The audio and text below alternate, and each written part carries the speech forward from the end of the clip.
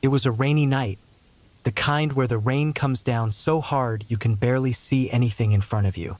I had rented an old cabin deep in the Washington woods for the weekend to get away from everything. It seemed like the perfect place. Quiet, far from people, exactly what I needed to clear my head. The cabin was small, just one room with a wood stove, a squeaky bed, and a kitchen that hadn't been touched in years. The windows were old too, with the glass slightly bent. The rain hit them hard, almost like it was trying to break in. There was no phone signal, which I knew would happen, and I didn't mind. I had a couple of books, some food, and plenty of firewood to get me through the weekend. The sound of the rain should have been calming, but something about the cabin made me feel uneasy. I tried to ignore it, telling myself it was just the loneliness, the dark, and being in a place I wasn't used to. I lit a fire in the wood stove, hoping the warmth and the soft crackling would make me feel better. But as the night went on, the bad feeling grew stronger.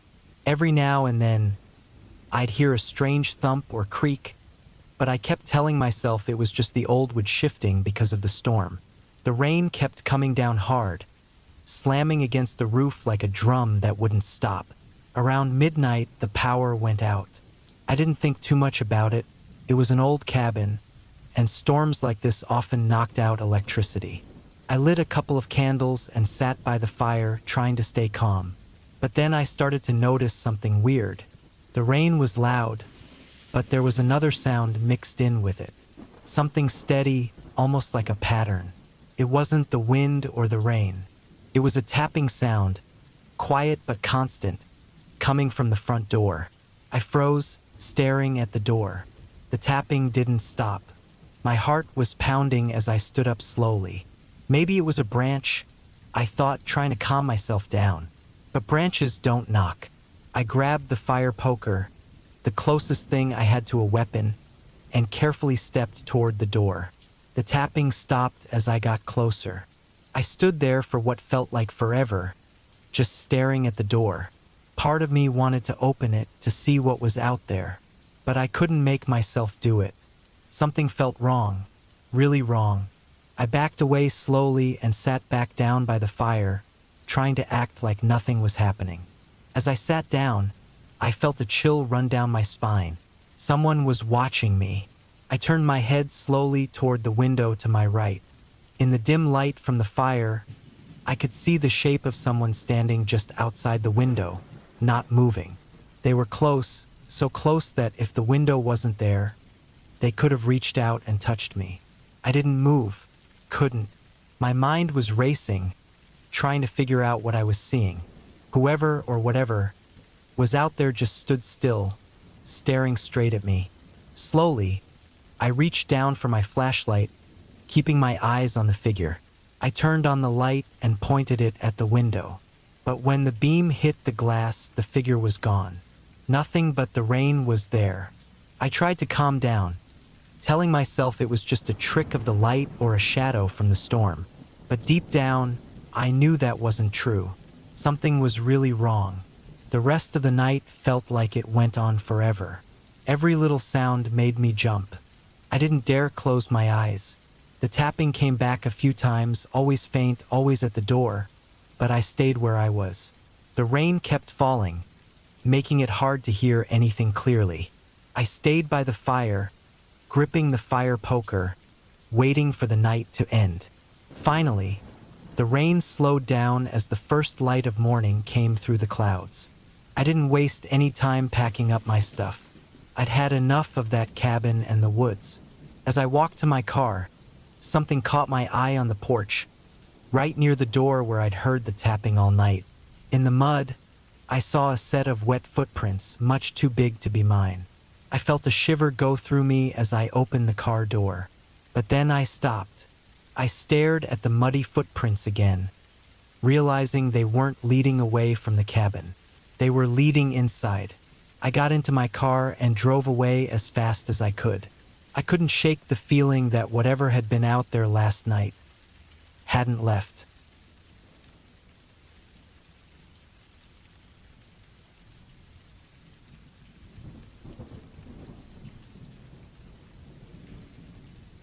I always wanted to see the deep forests of South America, far from people.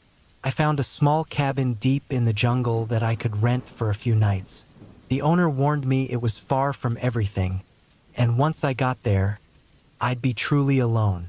That sounded perfect to me, no distractions, just me and nature. Getting there wasn't easy. The road got worse as the trees got thicker, growing tall and blocking out most of the sunlight. When I finally reached the cabin, it was smaller than I thought. The place looked old, like it had been beaten by years of rain and heat. The air felt heavy and damp, and the sounds of the forest were non-stop. Buzzing bugs, rustling leaves, and a few birds here and there. The first day was calm. I walked around the cabin, looking at all the plants and trees. Felt good to be so far from everything. But as it got dark, the feeling changed. The night in the forest was like nothing I had ever seen before. The trees were so thick that no moonlight got through, and without electricity, the only light I had was a small lantern. The sounds of the forest seemed to grow louder, like everything that hid during the day had come out. By the second night, something felt wrong. I didn't know why, but it felt like I wasn't really alone anymore. I tried to shake it off, thinking I was just spooking myself. But as I lay in bed trying to sleep, I heard something. At first, it was hard to pick out from the usual jungle noise. A faint rustling, then the clear sound of footsteps. Slow, heavy footsteps right outside the cabin. I froze. My mind started racing, trying to figure out what it could be. It wasn't an animal. The steps were too slow, too deliberate. I stayed completely still, holding my breath, listening. The footsteps circled the cabin, slowly, like someone was walking around it, staying just out of sight. It went on for hours. I lay there, listening to those footsteps, afraid to move. The lantern flickered weakly, casting shadows on the thin cabin walls that felt like they could be torn open at any moment. Eventually, the footsteps stopped, but I couldn't relax. I didn't sleep that night, waiting for the sound to start again. When morning came, everything seemed normal. The forest was alive again with birds and insects, like the night before had never happened. But I couldn't shake the feeling that someone had been out there. I decided then that I couldn't stay another night. The peace I had come here for now felt like a trap. As I packed up, I noticed something outside the cabin that made my blood run cold. Footprints. Bare human footprints circled the cabin, not just once, but over and over, like someone had been watching me for hours. Worse, they weren't fresh. They'd been there for days. I hadn't noticed them before. I didn't waste any more time. I left as fast as I could, not even stopping to eat. The whole walk back through the jungle, I felt like I was being followed. Every sound, every snapping twig, made me jump. I kept turning around, sure I'd see someone standing there, but there was never anyone. I finally made it out of the forest, but the feeling hasn't left me. I keep thinking about those footprints, circling the cabin before I even arrived. Someone had been there, watching, waiting, and the scariest part is, I'll never know who it was, or why they never came closer. But sometimes, when I'm alone, I can still hear those footsteps in my mind, slow and steady, circling, just out of sight.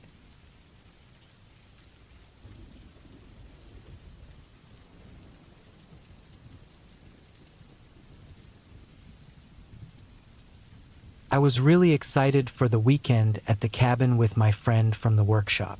We had both been working so much lately, and a weekend away sounded like just what we needed.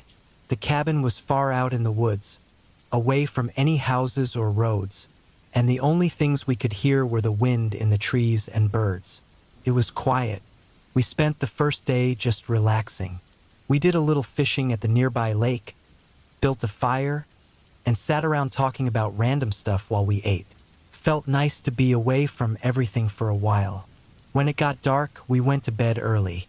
The air was cool, and the silence of the forest was calming. But sometime in the middle of the night, I woke up. Something didn't feel right. I couldn't explain why, but I just knew.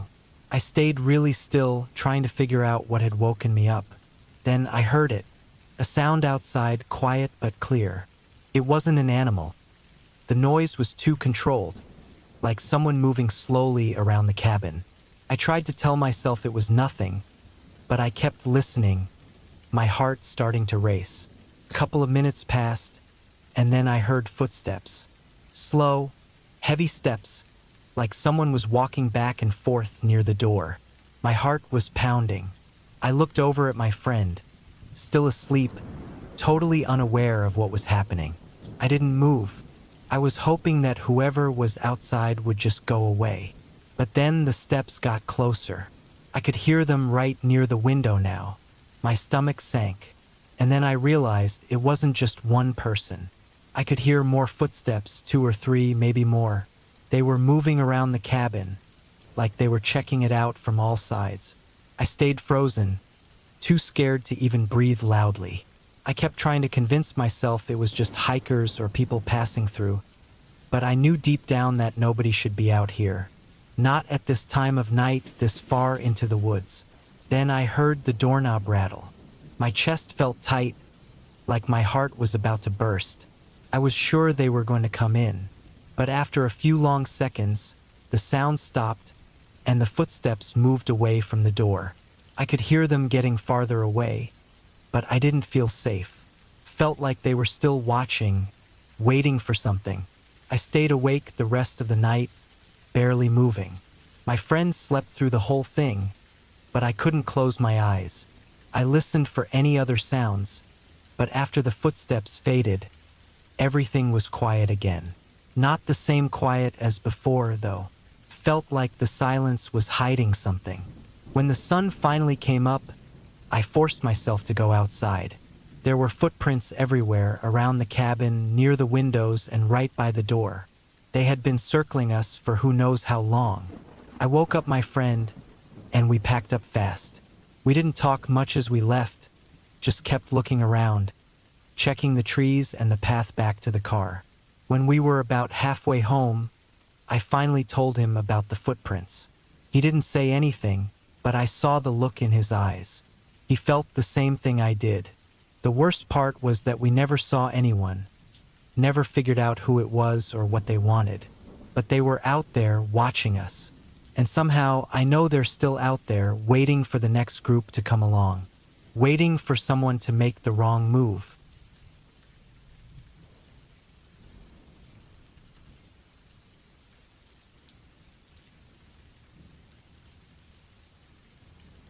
I hadn't been back to the cabin in years, not since Greg was gone.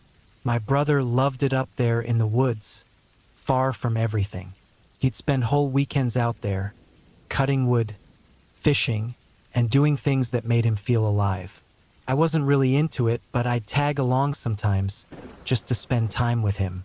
One weekend, it was just the two of us. The sky was cloudy, and the air felt cold. We weren't expecting any storms, but something about the air made it feel like one was coming. That was the last time I saw him. We'd been chopping wood near the cabin when Greg said he was going to check something down by the lake. I kept working, figuring he'd be back soon, but he never came back.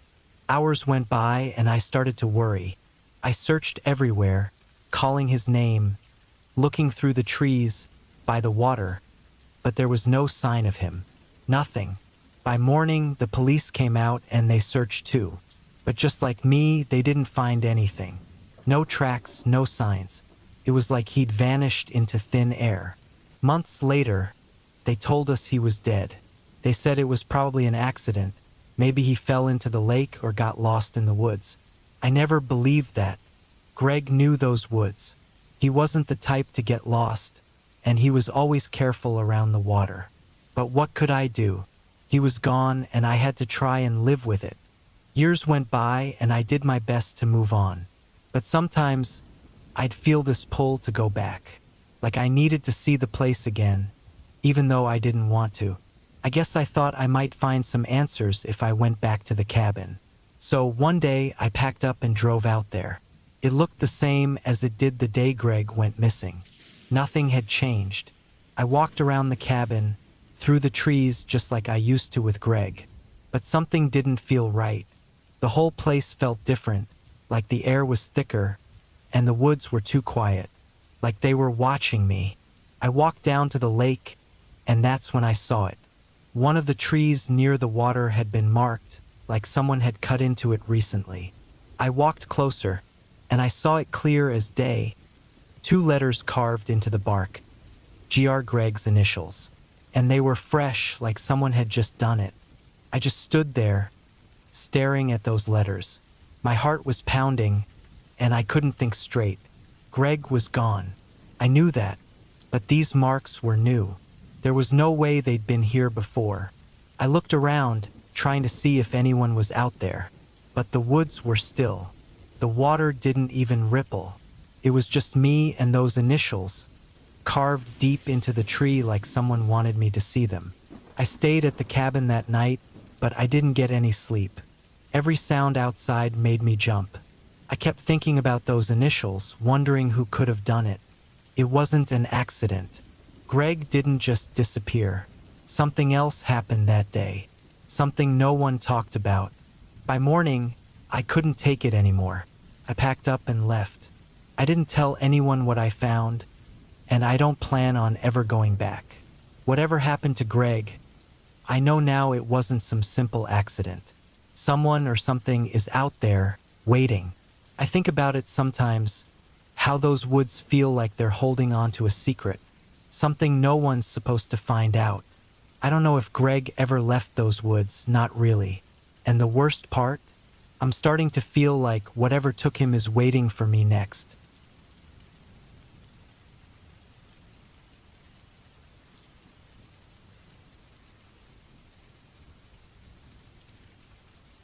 I had been driving for hours, the road going on and on in front of me like it would never end. It was late, and the only light came from my headlights, cutting through the dark.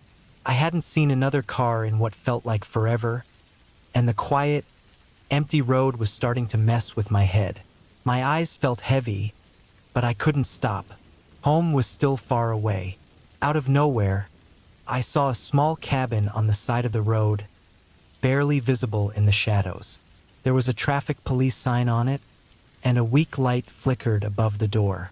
I figured I'd pull over, stretch my legs a bit, maybe rest or check in with the officer. As I got closer, the cabin looked old and beat up, like nobody had been there for a long time. The door was open just a little, moving with the breeze. I stepped out of my car and started walking toward it. The sound of gravel under my shoes was the only noise in the stillness. Inside, the cabin felt colder than it was outside. I looked around. The place was a mess. Papers all over the desk, everything covered in dust. There was an old radio in the corner that was turned off, and a couple of broken chairs pushed off to the side. There was no sign of anyone, not even a car or a bike outside. I felt a bit uneasy but told myself it was nothing. Maybe the officer was just gone for a bit. I was about to leave when something on the desk caught my eye. There were pictures, black and white, blurry photos of cars with different license plates. My eyes locked on one of them. It was my car, my exact car, parked exactly where I was at that very moment. I froze, staring at the picture. My heart started racing. How could this picture have been taken? I had just gotten there. I glanced out the window toward my car. Nothing had changed, but now I felt like I wasn't alone, like someone was watching me. I stepped back from the desk, trying to make sense of what was happening. But before I could think straight, I heard footsteps, slow, heavy, and coming from behind the cabin. I looked out the window again, but there was no one. I didn't wait around to see who or what was coming. I bolted out of the cabin, jumped into my car, and slammed the door shut. My hands were shaking as I turned the key, and I sped off, not even caring about the speed limit anymore. The tires screeched as I pulled onto the road, the cabin quickly fading in my rearview mirror. As I drove, I kept checking the mirrors. expecting to see someone following me. But there was nothing.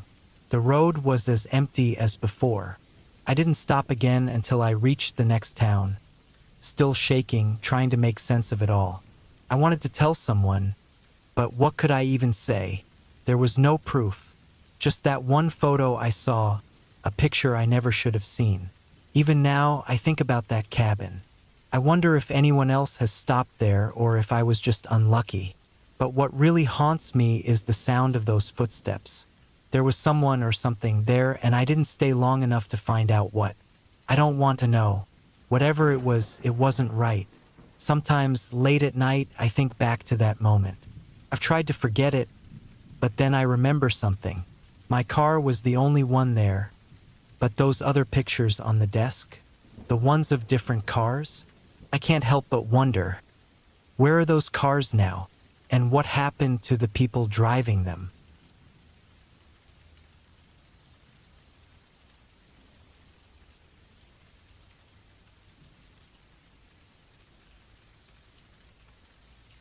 I hadn't been to my grandma's cabin in Norway since I was a kid. I remembered it as a cozy place, hidden deep in the woods, far away from any towns. When I got the chance to go back, I was excited. Life had been stressful lately, and spending a week alone sounded like the perfect way to clear my head. The drive to the cabin was long, but once I turned onto the small dirt road leading into the forest, I started to relax.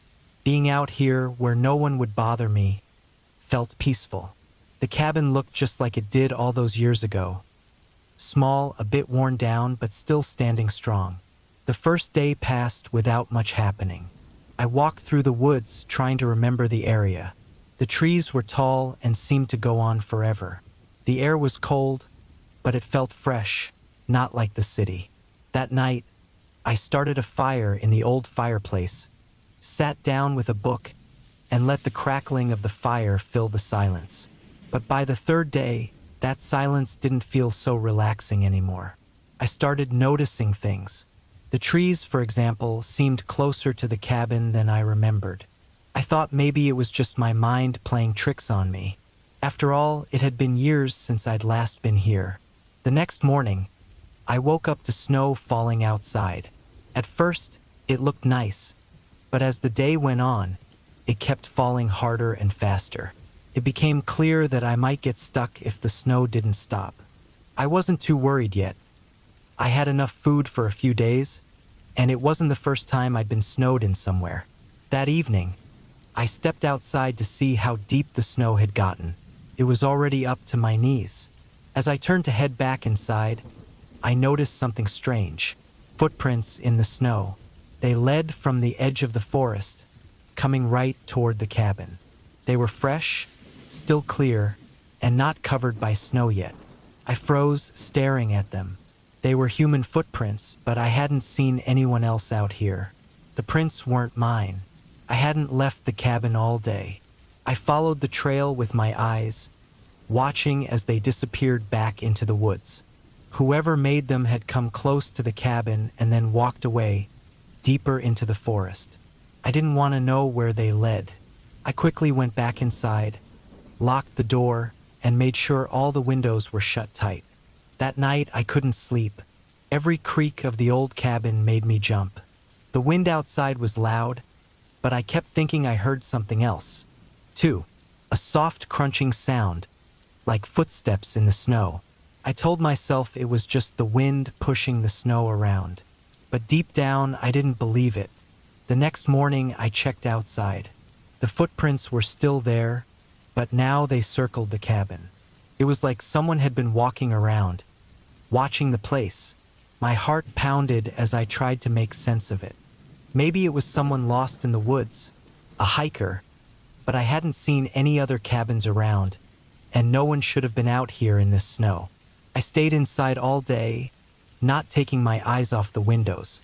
The snow kept falling, and the woods seemed to close in, making me feel more trapped. By the time evening came, the prints were gone, buried under the fresh snow. But knowing they were gone didn't make me feel safer. I made the decision to leave the next morning, before the snow got too deep. I didn't care if the roads were bad. I wasn't staying another night. I packed my bag, making sure I had everything ready to go as soon as the sun came up. Then, as I was getting my stuff together, I heard it again. Footsteps outside. Slow, heavy footsteps, crunching through the snow. They came closer and closer until they stopped right outside the front door. I stood frozen in the middle of the room, barely breathing. I didn't dare look out the window. Whoever or whatever was out there wasn't moving. Felt like they were waiting for something. The air inside the cabin felt too heavy, like I couldn't get enough of it. Minutes passed, maybe an hour. It was hard to tell. Then, finally, I heard the footsteps move away, heading back into the woods, slowly disappearing into the sound of the wind. At first light, I grabbed my bag and ran to the car. The snow was deep, but I didn't care. I managed to get the car moving and drove down the narrow road, my heart racing the whole time. I didn't stop until I was miles away, back near town. I never went back to my grandma's cabin after that.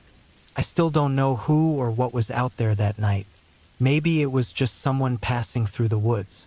But part of me knows it wasn't that simple. Someone or something was watching the cabin, and they weren't just curious. They were waiting for me to make a move, to step outside, to leave myself open. And the worst part? I have no idea if they'll still be waiting if I ever go back. But I'm not going to find out.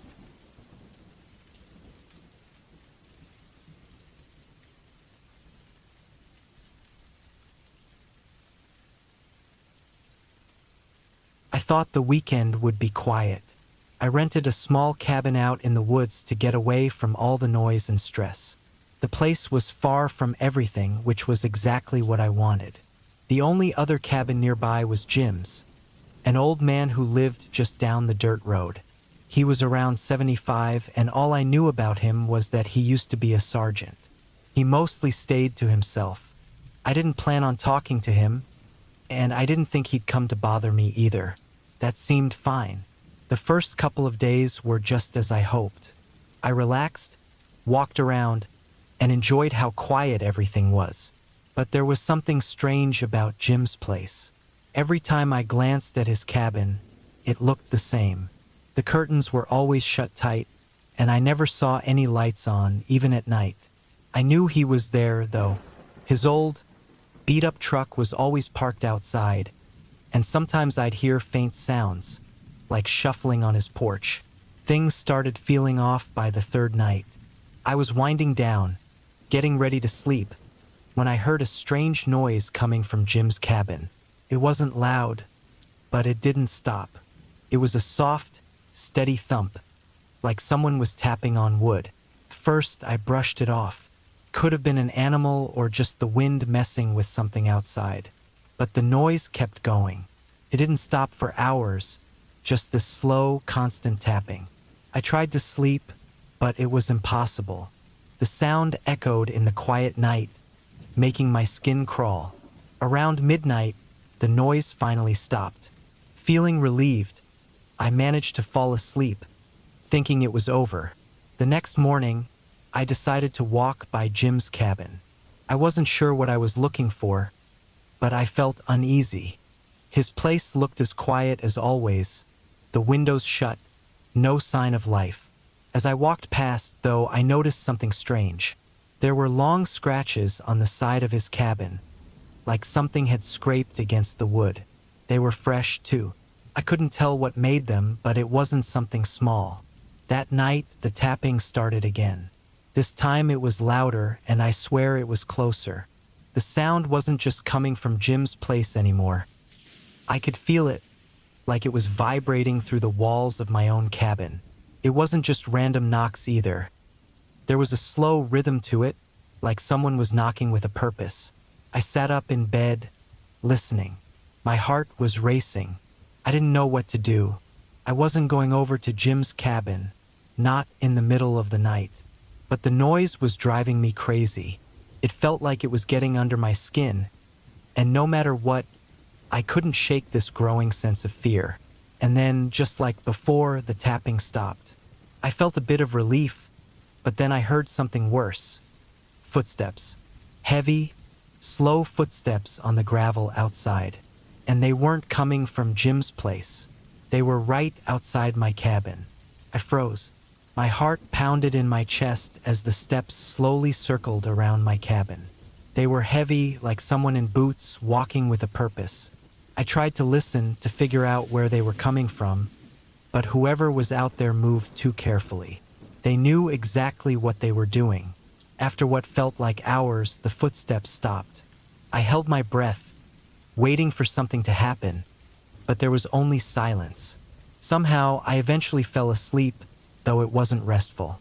When I woke up, sunlight was streaming through the windows. I had had enough. I packed my things, ready to leave and never come back. But as I stepped outside, something stopped me cold. There were large footprints in the gravel outside my cabin. They were deep, like someone heavy had been pacing around all night. And they didn't lead away from my cabin. They led toward it from Jim's place. I glanced over at his cabin. His truck was gone. I got in my car and left as quickly as I could. Later, I found out that Jim hadn't been seen for weeks. Nobody knew where he went or why he left so suddenly. Some said he just moved on, but others seemed unsure. There was no real explanation for it. But the thing is, sometimes when I'm lying in bed at night, I still hear that soft, steady tapping. It's like it's right outside my window again, tapping slow and sure, just waiting. And now I can't stop thinking whatever was in those woods wasn't just interested in Jim. Found me too. And one day it's gonna come back.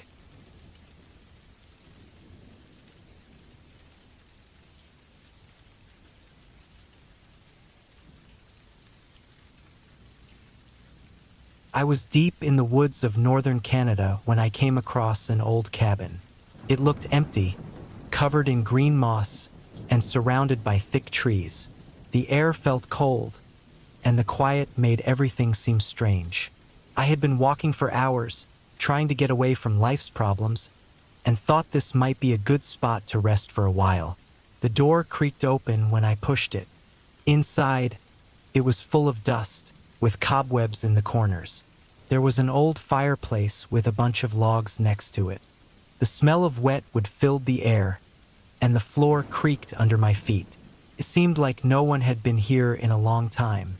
I wasn't sure if the place was safe, but I was too tired to worry. I sat by the fireplace but decided not to start a fire. I didn't want to attract attention in case someone was nearby, though I didn't think anyone would be out this far. The sun was going down, and long shadows stretched through the cracks in the walls. I kept hearing noises outside, like branches breaking, but I tried to ignore them. The forest was full of animals, probably just them moving around. After a while, I heard something different, a steady sound, like slow footsteps. They were coming from the back of the cabin. I froze, listening, trying to tell myself it was just the old cabin shifting in the cold.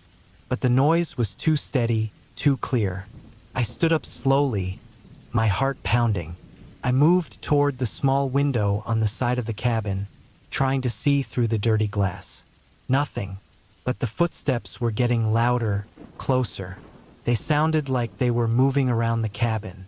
I felt every muscle in my body tighten. I wasn't alone. I grabbed a thick piece of wood from the pile and held it tight in my hands. The footsteps stopped. I strained to hear anything, but everything went completely silent. It was that kind of silence that feels wrong, like the whole forest was holding its breath. Minutes passed, and nothing happened.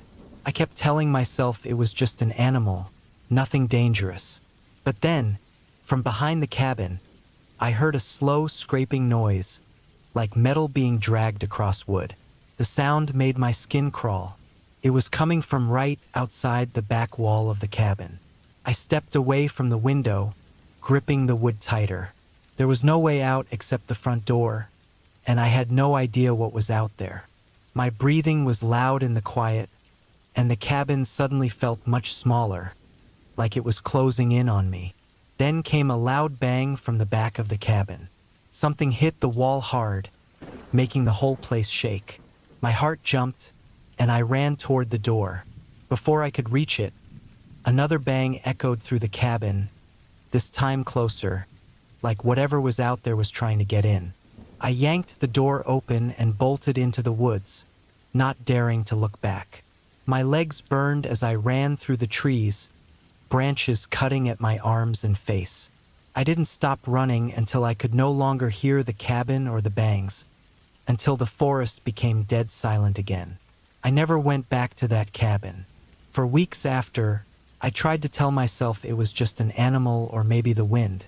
But deep down, I know something else was out there that day. Something I couldn't see but could hear. Something that didn't belong.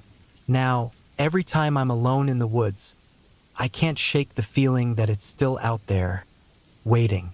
The worst part is, I've started hearing those same footsteps at night, even when I'm back home. They circle my house sometimes, just like they circled that cabin. And each time, they sound like they're getting closer.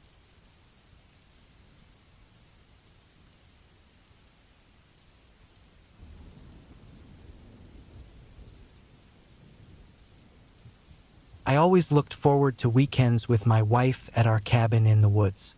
It was a break from the craziness of my job as a gym trainer. This time, we planned to stay for 2 nights, hoping to relax and enjoy the outdoors together. When we got there, the air was fresh, and the trees stood tall like old protectors. I started unpacking while my wife, Sarah, prepared a simple lunch. After we ate, I suggested we hike to a nearby lake I had found on a previous trip. Sarah was eager and we set off, following a narrow path through thick trees. The hike felt refreshing. We inhaled the earthy smell of pine and heard the gentle rustle of leaves above us. As we walked, I thought about how lucky we were to have this quiet escape. The path eventually brought us to the lake, its surface sparkling in the afternoon sun. We sat on a rock, dipping our feet in the cool water, completely relaxed. As the sun began to set, we made our way back. The light started to dim, and the woods changed. Shadows crept in around us.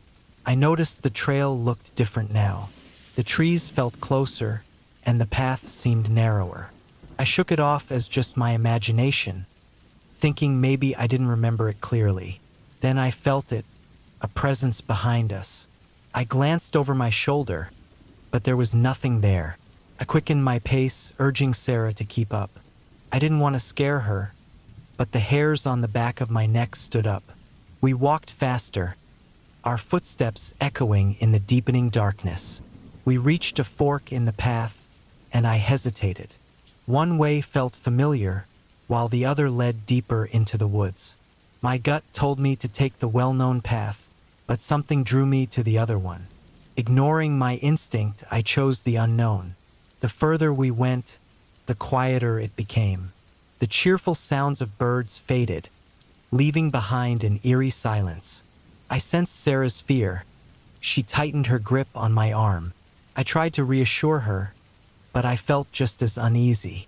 After a few minutes, I caught movement in my peripheral vision. I turned quickly, but again, nothing was there. My unease turned to fear. It felt like the woods were alive, watching us. I urged Sarah to keep moving, our pace quickening with every step. Finally, we stumbled into a small clearing. In the center was an old fire pit, choked with weeds. A chill ran down my spine. This wasn't just an empty space. It felt wrong, like a place holding secrets. Suddenly, I heard a noise from behind us, a rustling in the bushes.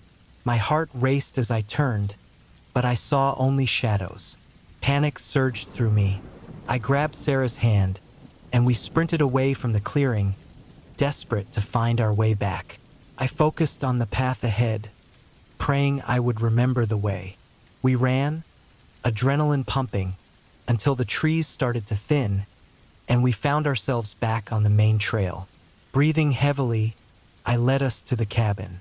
Once inside, we locked the door and flipped on every light. I tried to shake off the fear, convincing myself it was just our imagination. but I couldn't shake the feeling that we were being followed. That night, we struggled to sleep. Every little sound made us jump. I replayed everything in my mind, wondering if we had crossed into someone's territory. As dawn broke, the tension eased, but the dread of the night before lingered in the back of my mind. After breakfast, I suggested we head home early. I wanted to get away from the woods as soon as possible. We packed quickly, still rattled, and as we drove away, I glanced back at the cabin. It looked peaceful, but I felt a knot in my stomach. I couldn't shake the feeling that something was out there, something that didn't want us there. As we drove along the winding road, I promised myself we'd return one day. But deep down, I wondered if the woods held a darker secret meant to stay hidden, a place not meant for everyone. I felt a chill thinking about it. What if the woods were protecting something? A memory from long ago, or a creature lurking just out of sight? That thought haunted me. Nature is not just beautiful. It can be frightening too, hiding secrets we aren't meant to uncover. And as I drove away, I realized we might not have been alone out there. What if we weren't the only ones who had entered those woods, and whatever else had been there was still watching, waiting for the next chance to emerge?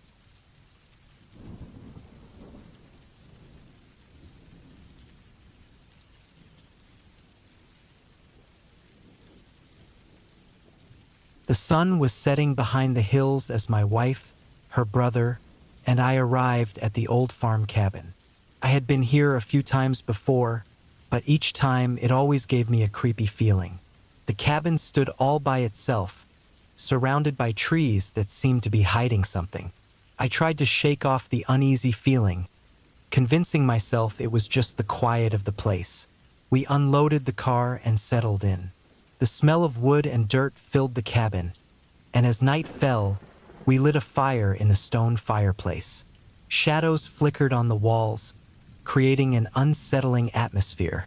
We ate dinner, sharing stories and laughter, but the feeling of unease never really went away. As it got darker, my wife suggested we go for a walk outside. I didn't want to, but I agreed anyway. We stepped out onto the porch, and the cool air wrapped around us like a blanket. I could hear leaves rustling in the distance and the occasional call of an owl. My brother-in-law thought we should check out the barn, which was just a short walk from the cabin. I hesitated but felt a pull of curiosity, so I followed. The barn was old and creaked beneath our feet as we entered. Moonlight streamed through the gaps in the wood, making long shadows dance across the floor. I felt a chill run down my back as I looked around. The barn was empty, but something didn't feel right. My gut told me we should leave, but we moved deeper inside. As we got to the back of the barn, I spotted something odd. A pile of old tools tossed together. My brother-in-law reached out to touch them, and just then, I heard a noise outside, like a soft whisper. I turned my head, but there was nothing there. My heart started to race. The feeling of being watched crept over me again. I said we should head back, but my brother-in-law wanted to check the tools more closely. I stood by the door, glancing outside again. The trees were still, but something felt off at the edge of the woods.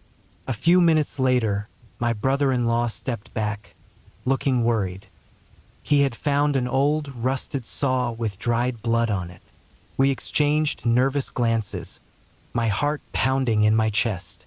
The air felt heavy, thick with tension. Something was very wrong. We decided it was time to leave the barn. When we stepped outside, the atmosphere felt different. The air crackled with a strange energy, and I felt a rush to get back to the cabin. I looked over my shoulder and thought I saw a figure watching us from the trees, but it was gone before I could focus. Once we were back inside, we locked the door, our nerves on edge. We sat in silence, listening to the wind whispering outside.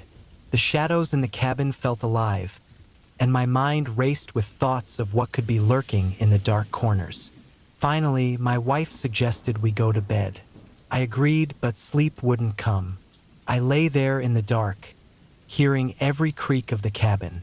It felt like the walls were closing in on me, and I couldn't shake the feeling that we weren't alone.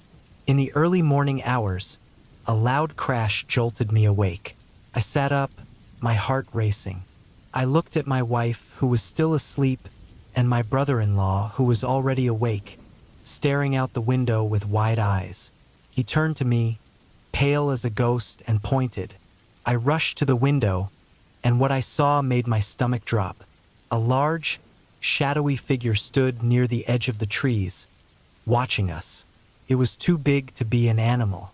We all froze, breathless with fear, unable to take our eyes off it. Just then, the figure moved, disappearing into the woods. The silence that followed felt like a heavy blanket. We hurried to get dressed, and I suggested we leave right away. We packed our things as fast as we could, the air thick with anxiety. As we drove away from the cabin, I glanced in the rearview mirror. The cabin looked even more menacing in the early morning light, surrounded by dark trees that seemed to lean in closer. A chill ran down my spine, knowing that something had been watching us, something that wanted us gone. We promised each other we would never return to that place again. The experience left us shaken, but it also brought us closer together in a strange way. I realized the woods could hold more than just trees and shadows. They could hide dark secrets that were better left untouched. As we drove further away, the feeling of being watched began to fade, but the memory of that night clung to me like a shadow. I couldn't shake the thought that we might not have been alone in those woods. What if that figure was still out there, waiting for someone else to step into its territory? The woods, with their secrets and darkness, felt alive, and I knew we had escaped something we couldn't understand. But what if it was just the beginning? The thought lingered, making my heart race.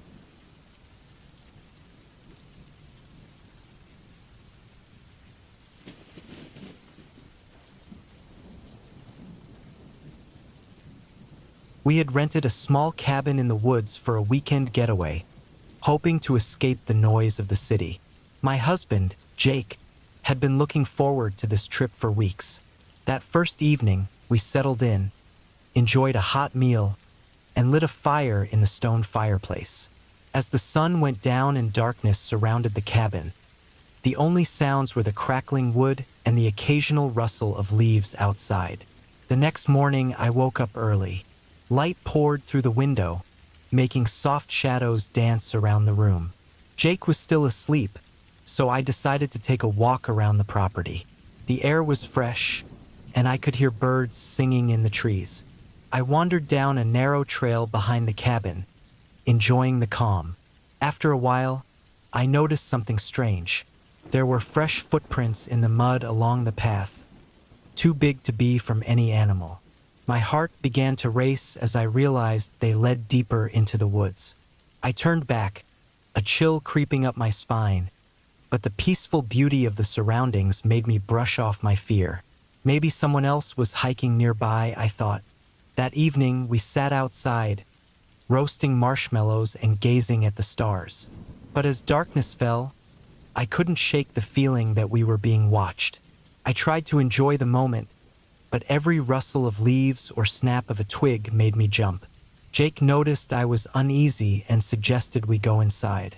As we settled in for the night, I tried to push my worries aside. I lay awake for hours, listening to the wind howl through the trees. I was about to drift off when I heard something outside, a low sound, almost like a growl. I nudged Jake awake, but he only mumbled and rolled over. Finally, I worked up the courage to peek out the window. The moonlight lit up the yard, casting strange shadows. Nothing seemed wrong, but a sense of dread washed over me. I lay back down, trying to tell myself it was just my imagination. Around 3 a.m., I heard the sound again, this time closer and clearer. My heart raced as I realized it was coming from the side of the cabin. I quietly got up and looked out the window once more. My breath caught in my throat. A figure stood at the edge of the trees, half hidden in the shadows. It was a man, dressed in torn clothes, staring at the cabin. I froze, not wanting to make a sound. He looked wild and dirty, with messy hair and a grimy face. I stepped back from the window, panic flooding through me. I shook Jake awake again, more urgently this time. He sat up, groggy, but I quickly explained what I saw. He moved to the window and peered out, but there was nothing there. "There's no one there," he said, but I could see the worry in his eyes. I didn't want to take any chances. I grabbed my phone and called the local sheriff, explaining what had happened. They assured me someone would come to check on us soon. Jake moved to the door, peeking out into the dark. A few minutes later, we heard a knock. I jumped, and Jake opened the door cautiously. A deputy stood there, flashlight in hand. "Evening, folks. Got a call about a disturbance," he said, shining his light around the area. We told him about the figure I had seen, and he nodded, a look of concern on his face. "Stay inside while I take a look," he instructed, heading toward the trees. The moments felt like hours as we waited. I clutched Jake's arm, both of us tense. Finally, the deputy came back, shaking his head. "I didn't see anyone, but I'll stay nearby for a while, just in case," he said, giving us a reassuring smile. I felt a little relief wash over me, but the dread still lingered. The deputy parked in front of the cabin, keeping an eye on the woods. I couldn't sleep. My mind raced with fear. Hours passed, but nothing happened. As the sun rose, casting a warm glow over the cabin, I stepped outside, feeling the weight of the night lift a bit. But the memory of that man haunted me. I didn't know who he was or what he wanted, but I was grateful we were safe. After packing our things, we left the cabin, but I couldn't shake the feeling that we weren't alone in those woods. As we drove away, I glanced back, watching the cabin fade into the trees. A chill ran down my spine as I thought about the man in the shadows. He might still be out there, waiting for the next couple to come along, ready to pick up where he left off.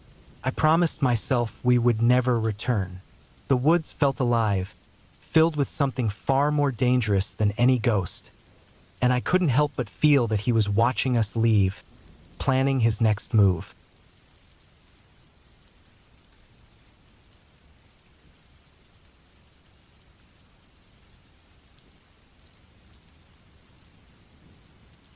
The excitement of my college trip to France buzzed in my mind as I stepped into the small cabin tucked away in the woods near the Loire Valley.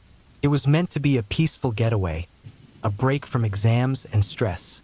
I came with my friends, eager to relax before we got our results.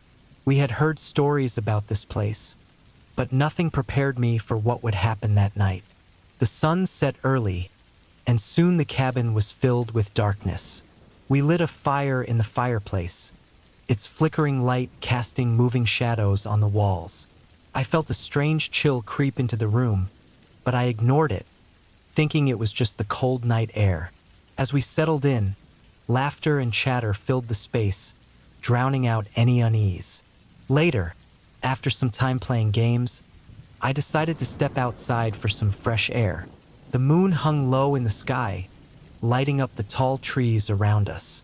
The woods were silent, a sharp contrast to the lively cabin. I took a deep breath, enjoying the moment of peace. Then I heard it, a faint rustling in the bushes nearby. At first, I thought it was just a small animal, but then I noticed something strange. A pair of eyes staring at me from the dark. I froze, my heart racing. They were too high off the ground for a deer. I squinted, trying to see what it was. The eyes blinked, and I felt a strong urge to turn and run back to the cabin. But my curiosity held me there for a moment. Just as I turned my head, something moved quickly in the shadows. Panic shot through me, and I bolted back to the cabin, my feet pounding against the ground. When I burst through the door, I found my friends huddled together, their faces pale. They had noticed something strange too. One of them had seen a figure lurking just outside the tree line, a shadow that seemed to watch us before slipping away. We decided to stick together and stay awake, watching the dark forest through the windows and listening for any sign of the unknown presence. The hours dragged on, and the only sounds were the crackling fire and the wind whispering through the trees. As fatigue began to weigh us down, we took turns keeping watch. I found myself staring into the dark, my heart racing every time a branch snapped outside. Just before dawn, I felt a strong urge to look outside again. I pulled open the cabin door and peered into the dim morning light. The woods looked different in the daylight, less scary, but the chill from the night still hung in the air. I stepped outside, feeling the cool ground under my feet. That's when I saw it. A strange, rough marking on a tree trunk near the edge of the woods, a circle with an X through it. My stomach dropped as I recognized it from an article I had read about a cult that once operated in the area, known for their secretive rituals. Feeling sick, I called my friends out to show them. As we examined the symbol, a sense of dread filled the air. We realized we weren't just in a pretty retreat. We were in a place with a dark past. That night was not a mere coincidence. Whatever had watched us in the dark was part of that history. We quickly gathered our things, wanting to leave the cabin that now felt less like a safe haven and more like a trap. As we drove away, the sun rose over the trees, casting a warm light over the forest. Relief washed over me as we left, but I couldn't shake the feeling that we were being watched, the unsettling sense that we had disturbed something that should have remained hidden. The college results came a week later. I had done well, but the experience at the cabin haunted me. I couldn't forget that chilling night. We'd gone to France for a break, only to uncover a darkness that felt like it would always follow us. Even as I tried to focus on my future, I kept seeing those eyes in the dark, lurking, waiting. It was a reminder that some places carry the weight of their past, and the shadows we ignore may have stories they want to share, stories that are better left untold.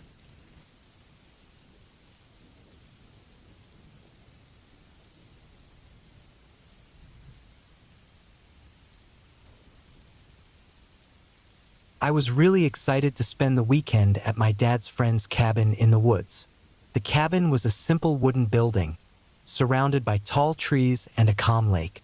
We arrived just before sunset, and I helped my dad bring in our bags and supplies. The air smelled like pine trees, mixed with the scent of wood burning in the fireplace. Once we unpacked, my dad and his friend, Tom, sat outside on the porch, reminiscing about old times. I wandered around the cabin, taking in the sights. The woods were thick, and the sound of leaves rustling made everything feel alive. As I explored, I noticed a narrow path leading deeper into the forest. My curiosity got the best of me, so I decided to follow it for a little while. The path twisted and turned, and soon I could no longer hear my dad and Tom's voices. I walked for what felt like hours, my excitement turning into worry as I realized how far I had gone. The trees grew denser, and the air felt heavier. I stopped to catch my breath and looked around. That's when I saw something odd. A torn piece of cloth caught on a branch. It looked like it might belong to a jacket. I tried to shake it off, telling myself it was just a coincidence, and turned to head back. But as I walked, the silence around me deepened. The wind had stopped blowing, and the only sound was my heartbeat pounding in my ears. I picked up my pace, but the path felt longer than before. It felt like someone was watching me, and every snap of a twig made my skin crawl. Finally, I came to a clearing and thought I could cut through it to get back to the cabin faster. I stepped into the open space and suddenly felt a chill run down my spine. In the center of the clearing was an old, rusty car, half hidden by weeds. Its windows were broken, and the paint was peeling off. My heart raced as I moved closer. It felt wrong, like the car was a reminder of something dark and scary.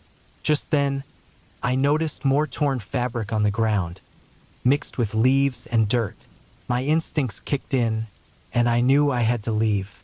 I turned to go, but then I heard it, a faint sound, like someone softly calling my name. I froze, my breath caught in my throat. The sound grew louder, feeling closer. I didn't want to look back, but I felt drawn to see what it was. Gathering all my courage, I turned around and saw a shadow at the edge of the trees. It was just a dark shape, but it looked like it was watching me. Panic filled me, and I sprinted back the way I came, dodging branches and roots as I ran. The whispers echoed behind me, growing louder, but I didn't stop until I burst through the cabin door. I slammed it shut and locked it, my heart pounding in my chest. I took a moment to catch my breath, trying to convince myself it was just my imagination. I could hear my dad and Tom laughing outside, the sound grounding me, but deep down, I knew I had stumbled onto something that shouldn't be there. As night fell, the air got colder. I tried to shake off my fear, but the whispers continued to haunt me.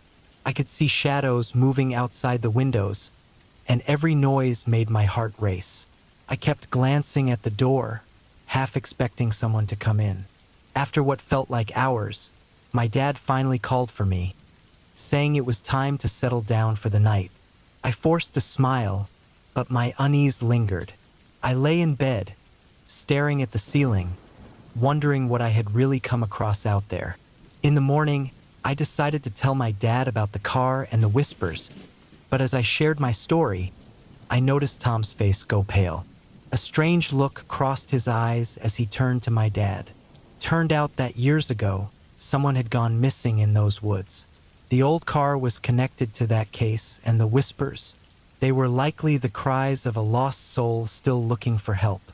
I felt a chill run down my spine, realizing I had been closer to something terrifying than I ever wanted to be. The rest of the trip was filled with tension. I never stepped into the woods again. As we packed to leave, I glanced back at the trees, feeling relief wash over me that I was finally getting away. But as we drove off, I couldn't shake the feeling that something was still out there, watching me. That night, as I lay in bed back at home, I couldn't sleep. I kept thinking about the whispers and the shadow in the woods. I tried to convince myself that it was just a bad dream, but deep down, I knew what I had experienced was real. I couldn't escape the sense of dread creeping over me, as if it followed me home. Days passed, but I felt a dark weight on my chest. I began to hear faint whispers in the dead of night, and shadows danced in the corners of my room. I could no longer tell if it was my imagination or something from that night in the woods. I started to dread falling asleep, fearing that if I did, I might wake up back in that clearing, staring at that car, with the whispers calling me closer, pulling me into the darkness forever. We were driving up to the cabin for the weekend. My ex-husband, his new wife, their kids, and I had agreed to do this regularly for the kids. The cabin was way out in the middle of nowhere, surrounded by woods. It was supposed to be relaxing, but I couldn't shake this bad feeling I had the whole drive up there. The air was colder the higher we went, and the trees seemed to close in around us the closer we got. It was one of those places with no phone service. Once you got there, you were completely cut off. I didn't like that, but we thought it would be good for the kids to have some time away like this. The first day was all right. The kids ran around the cabin, playing near the trees. We spent most of the time watching them, making sure they didn't go too far into the woods. I noticed my ex-husband's new wife seemed a bit nervous, too. Maybe she could feel it, the way the trees were too still, how quiet everything seemed. On the second night, I couldn't sleep. I kept hearing noises outside the cabin, like footsteps right by the window. I told myself it had to be animals, probably deer or raccoons, I thought, but something about it didn't feel right. It wasn't the usual kind of rustling you hear in the woods. The sounds were slow, heavy, like someone was carefully walking around the cabin, trying not to be noticed. The next morning, we saw footprints in the dirt around the cabin. Not animal prints, human footprints. They came from the woods and circled the cabin, like someone had been walking around, looking in. My ex-husband shrugged it off, but I could tell from the look on his face that he didn't believe what he was saying. The kids didn't seem to notice anything was wrong. They just kept playing like usual. That night, I stayed up again, sitting by the window. I couldn't relax knowing someone had been that close to the cabin. Around midnight, I saw something move by the trees. At first, I thought it was just an animal, but then I saw it was a person. He was standing at the edge of the woods, just watching the cabin. He didn't move. He didn't come closer, just stood there in the dark, staring. I wanted to move, but I couldn't. My whole body froze. My heart was racing, but I couldn't scream, couldn't even breathe. He stood there for what felt like forever, then slowly backed up into the trees until I couldn't see him anymore. The next morning, the footprints were back, but this time they were closer to the cabin. My ex-husband finally admitted something was wrong. We decided to leave as soon as possible. We hurried, throwing our stuff into the car, while the kids stayed inside. But just as we were about to go, one of the kids ran out into the woods after a ball. I ran after him, feeling my stomach twist in knots. I couldn't see him anywhere. I found the ball lying on the ground, but no sign of the kid. My panic grew as I called his name, running around trying to find him. Then I came into a small clearing and stopped dead. The man from the night before was there. He was crouching down, watching me. He wasn't doing anything, just sitting there, staring. I had no idea how long he'd been there. My eyes darted around the clearing, and that's when I saw the kid. He was sitting by a tree, looking confused but unharmed. The man stood up, never saying a word, and slowly walked back into the woods, disappearing behind the trees. I couldn't move. I just stood there, frozen, watching him leave. We left the cabin that day. None of us talked about what happened, not even later. But I know we weren't alone out there. Someone was watching us, following us, waiting for something. I don't know why he let us leave that time, but I have a feeling that next time we won't be that lucky. He's still out there, somewhere in those woods, watching, waiting for the right moment. And if anyone else goes back there, I doubt they'll make it out alive.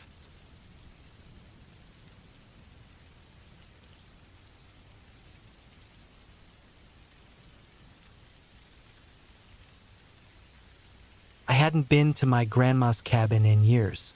It was deep in the woods, far from any town or other houses. After she died, no one really talked about the cabin anymore. My family decided I should go check on it since it hadn't been touched in months. So I packed a few things, thinking I'd stay a night or two, clean it up a bit, and head back home. The dirt road to the cabin was rough and covered with weeds, worse than I remembered. The trees seemed to close in on me the farther I drove, and the air felt thick and heavy.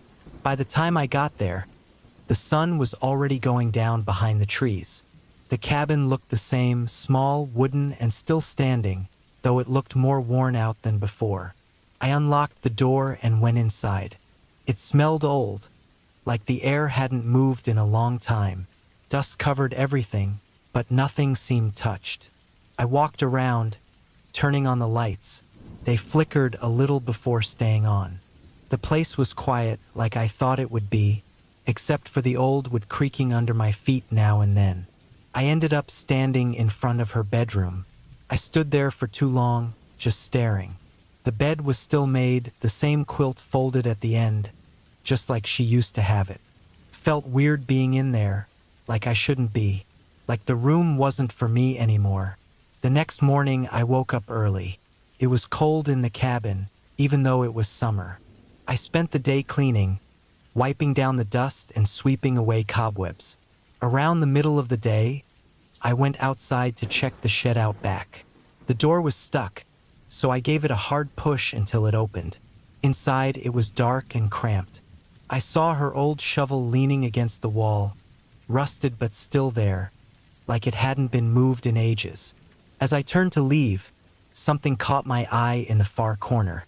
At first, I couldn't make it out, so I walked closer. That's when I saw it. A pile of blankets or maybe old clothes. But when I got closer, I stopped. It wasn't just blankets. It was a body. It was curled up like it had been there a long time, hidden behind old boxes and tools. My stomach turned. There was no way to explain it, but it was clear. The body had been there for a while, maybe months.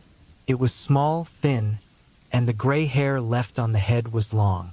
I knew right then it was my grandma. We all thought she died in the hospital. We had assumed it without ever checking. No one had mentioned a funeral, no one ever asked where she was. But she was here all along, rotting away in her own shed. I couldn't think straight. I got in my car and drove away without stopping. I didn't tell anyone. Couldn't. All I could think about was how we had forgotten her. No one had checked on her, and no one would have if I hadn't come back. As I pulled into my driveway, I realized something. She had been lying there alone for who knows how long, and no one noticed. What bothered me most wasn't just that she was forgotten. It was how easily I could have left her there too. I almost didn't check the shed. I almost missed her. That's when it hit me. If I hadn't found her, she'd still be there, just like her, tucked away and forgotten.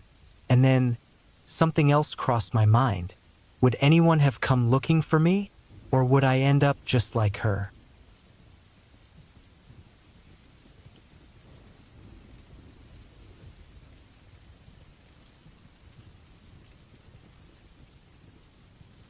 I've been traveling to different countries for years, seeing all kinds of places. But this time, I was in the United States, staying in a cabin deep in the forest. It seemed like the perfect place to relax, away from everything, just me and nature. The drive took me down some narrow, twisting roads, and when I finally got to the cabin, it was completely alone in the woods, surrounded by thick trees. There wasn't another person or house for miles. It was quiet, peaceful, but something about it felt almost too quiet. The first few days were fine. I spent my time hiking, cooking over the fire, and enjoying the stillness. But by the third night, something started to feel wrong. I couldn't shake the feeling that I was being watched. Every time I looked out the window, it felt like the forest was darker than it should be, like the trees were crowding in around the cabin. I told myself it was just my mind playing tricks, but at night, I started hearing noises outside. At first, I thought it was just animals. After all, I was in the woods. It made sense. I'd camped out before, and these sounds should have been normal. But they didn't feel normal. The noises weren't the kind you'd expect from wildlife. They were soft, almost like footsteps, slow and sneaky, circling around the cabin. I couldn't see anything out the window except the blackness and the shapes of the trees. I turned off the lights, thinking maybe I could catch something moving, but there was nothing out there, at least nothing I could see. The next day, I decided to take a look around. I walked around the cabin, checking for any signs of animals, tracks, or something. There was nothing, just dirt and leaves. But when I went a little farther into the woods, I found something strange. A trail I hadn't seen before, like someone had been walking back and forth. It wasn't there before. The trail led deeper into the forest, but I didn't want to follow it. That feeling of being watched came back, stronger than ever. I turned around and hurried back to the cabin, trying to shake the creeping unease. That night, the noises came back. This time, they were closer. I could hear heavy breathing, shuffling footsteps right outside the walls. I stayed in bed, fully awake, my heart pounding. This wasn't my imagination anymore. Someone or something was out there. I got up, moving slowly, my feet creaking on the wooden floor as I walked to the window. I peeked out into the pitch-black night. I could barely see anything, but I kept staring, hoping to catch a glimpse of whatever it was. Suddenly, something hit the side of the cabin, a loud thud, like someone had thrown a heavy rock against the wall. I froze, my hand gripping the edge of the window frame. I didn't move, barely even breathed, hoping it would stop. But the thudding continued, over and over, for what felt like forever. Then, just as quickly, it went silent. I didn't sleep at all that night. I just lay there, eyes wide open, waiting for something to happen. The next morning, I decided I was done. I packed my things, ready to leave as soon as possible. I didn't care that I still had days left. The cabin didn't feel safe anymore. As I was loading up the car, I noticed something in the dirt near the cabin. Footprints. They were big, human footprints circling all the way around the cabin. They weren't there before, and they looked fresh. Someone had been walking around the cabin all night, watching, waiting. I didn't stay to find out who it was. I got in the car and drove away as fast as I could, speeding down the winding road without looking back. I didn't feel safe until I hit the main road, and even then, that sense of relief didn't last long. The entire drive, I couldn't stop thinking about those footprints. Whoever had been out there, they hadn't tried to break in. They hadn't done anything except watch me. But that's what scared me the most. It wasn't what they did that was terrifying. It was the fact that they didn't do anything, at least not this time. They had been patient, just circling, waiting like they had all the time in the world. And I had no idea how long they'd been out there, watching me, before I even noticed. The thought hit me like a punch in the gut as I drove further away. They could have done this before, anywhere. They could do it again anytime. And next time, I might not be so lucky.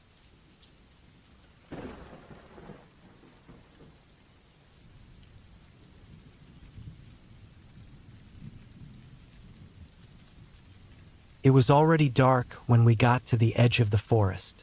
The air felt heavy and cold, thick with the smell of pine trees. We had been chasing this criminal for days, going deeper into the woods. There were only small signs and rumors that he was hiding in an old cabin deep in the forest.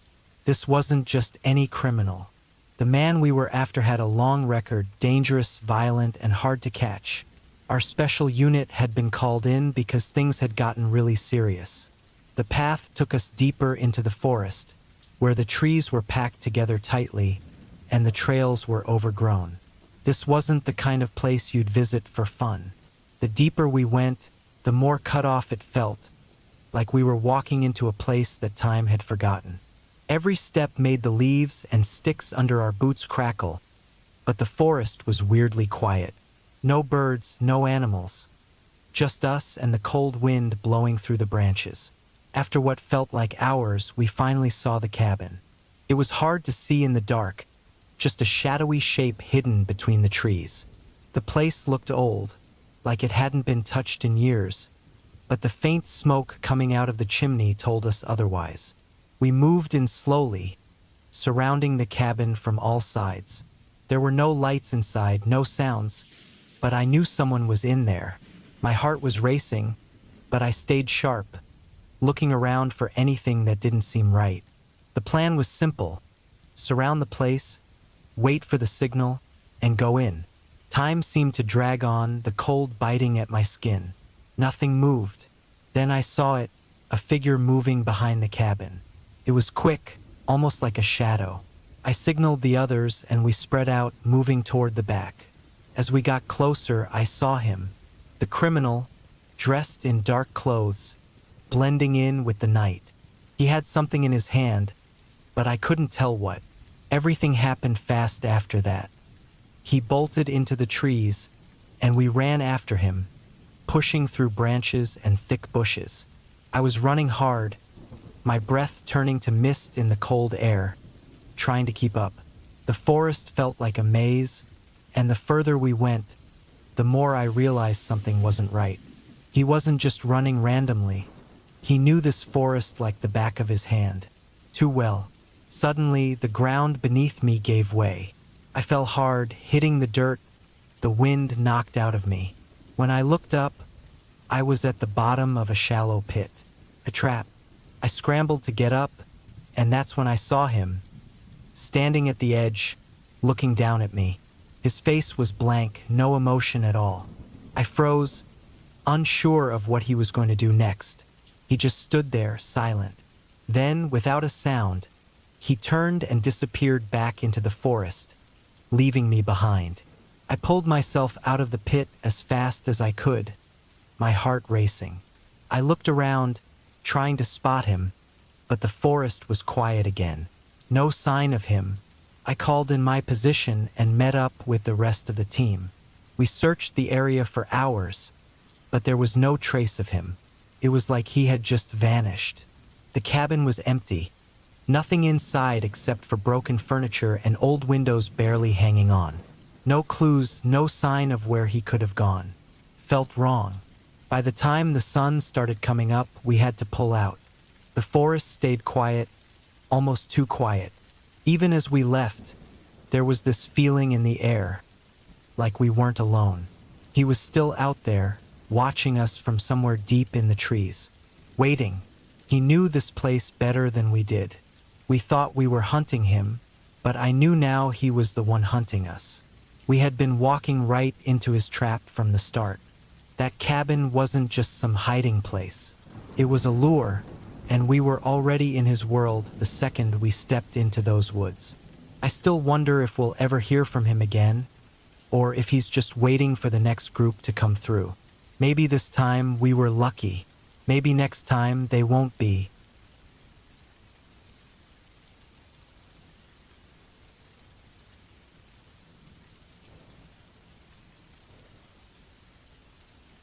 I was staying in a small cabin on the edge of a village in Ukraine. The village was far from everything, with nothing but fields and empty roads around it. Life there was quiet, almost too quiet at times, and during the day I didn't mind. But at night it got strange. The cabin was old, made of wood that groaned whenever the wind blew, and it was cut off from the rest of the village. The nearest house was a mile away, across a big field that seemed to go on forever.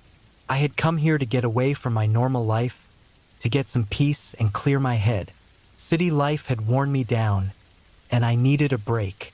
During the day, things felt calm. I'd walk down the dirt roads, check out the nearby farms, and watch the farmers working in the fields. But when the sun went down, everything changed. The quiet turned into something else, like the whole world was waiting for something to happen. The wind would slip through the gaps in the cabin walls, and the sound of the fields moving in the breeze was constant, like whispers just out of reach. By the third night, I noticed something odd. Around midnight, I heard what sounded like light footsteps outside the cabin. At first, I figured it was just an animal. There were stray dogs and wild animals around, and the idea of one walking by didn't bother me. But the sound kept coming back every night right around the same time. It always started soft, like someone walking far away, and then it would fade out. I tried to ignore it at first, telling myself it was nothing, but it wouldn't leave me alone. By the fifth night, I was tired of pretending everything was fine. I stayed awake, just waiting for it to happen again. Right after midnight, I heard the footsteps. This time, they were louder, and I could hear each step clearly, like someone was walking slowly just beyond the window. I grabbed my flashlight and went outside, shining the light over the field. Nothing. No animals, no people. Just the wind pushing the tall grass back and forth. The next day, I went to the village, hoping it would distract me. The people were friendly, but they kept to themselves. They didn't ask many questions, and I didn't bring up the footsteps. I wasn't sure how to explain it, or if they'd even believe me. But something in the way they looked at me made me feel like maybe they knew more than they were letting on. That night, the feeling was worse. I could sense it coming as the sun went down. I stayed inside, locked the doors, and kept the flashlight close by. I didn't want to step outside again. As the hours dragged on, the cabin felt colder, the air heavier. Just after midnight, the footsteps started again. But this time they were closer, louder. I sat up in bed, listening. It sounded like someone was walking in circles around the cabin, slowly, like they were waiting for something.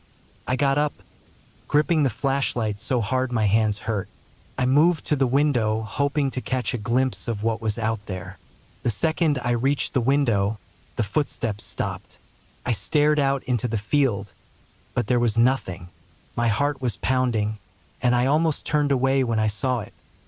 Something standing at the far edge of the field, barely visible. A shadow.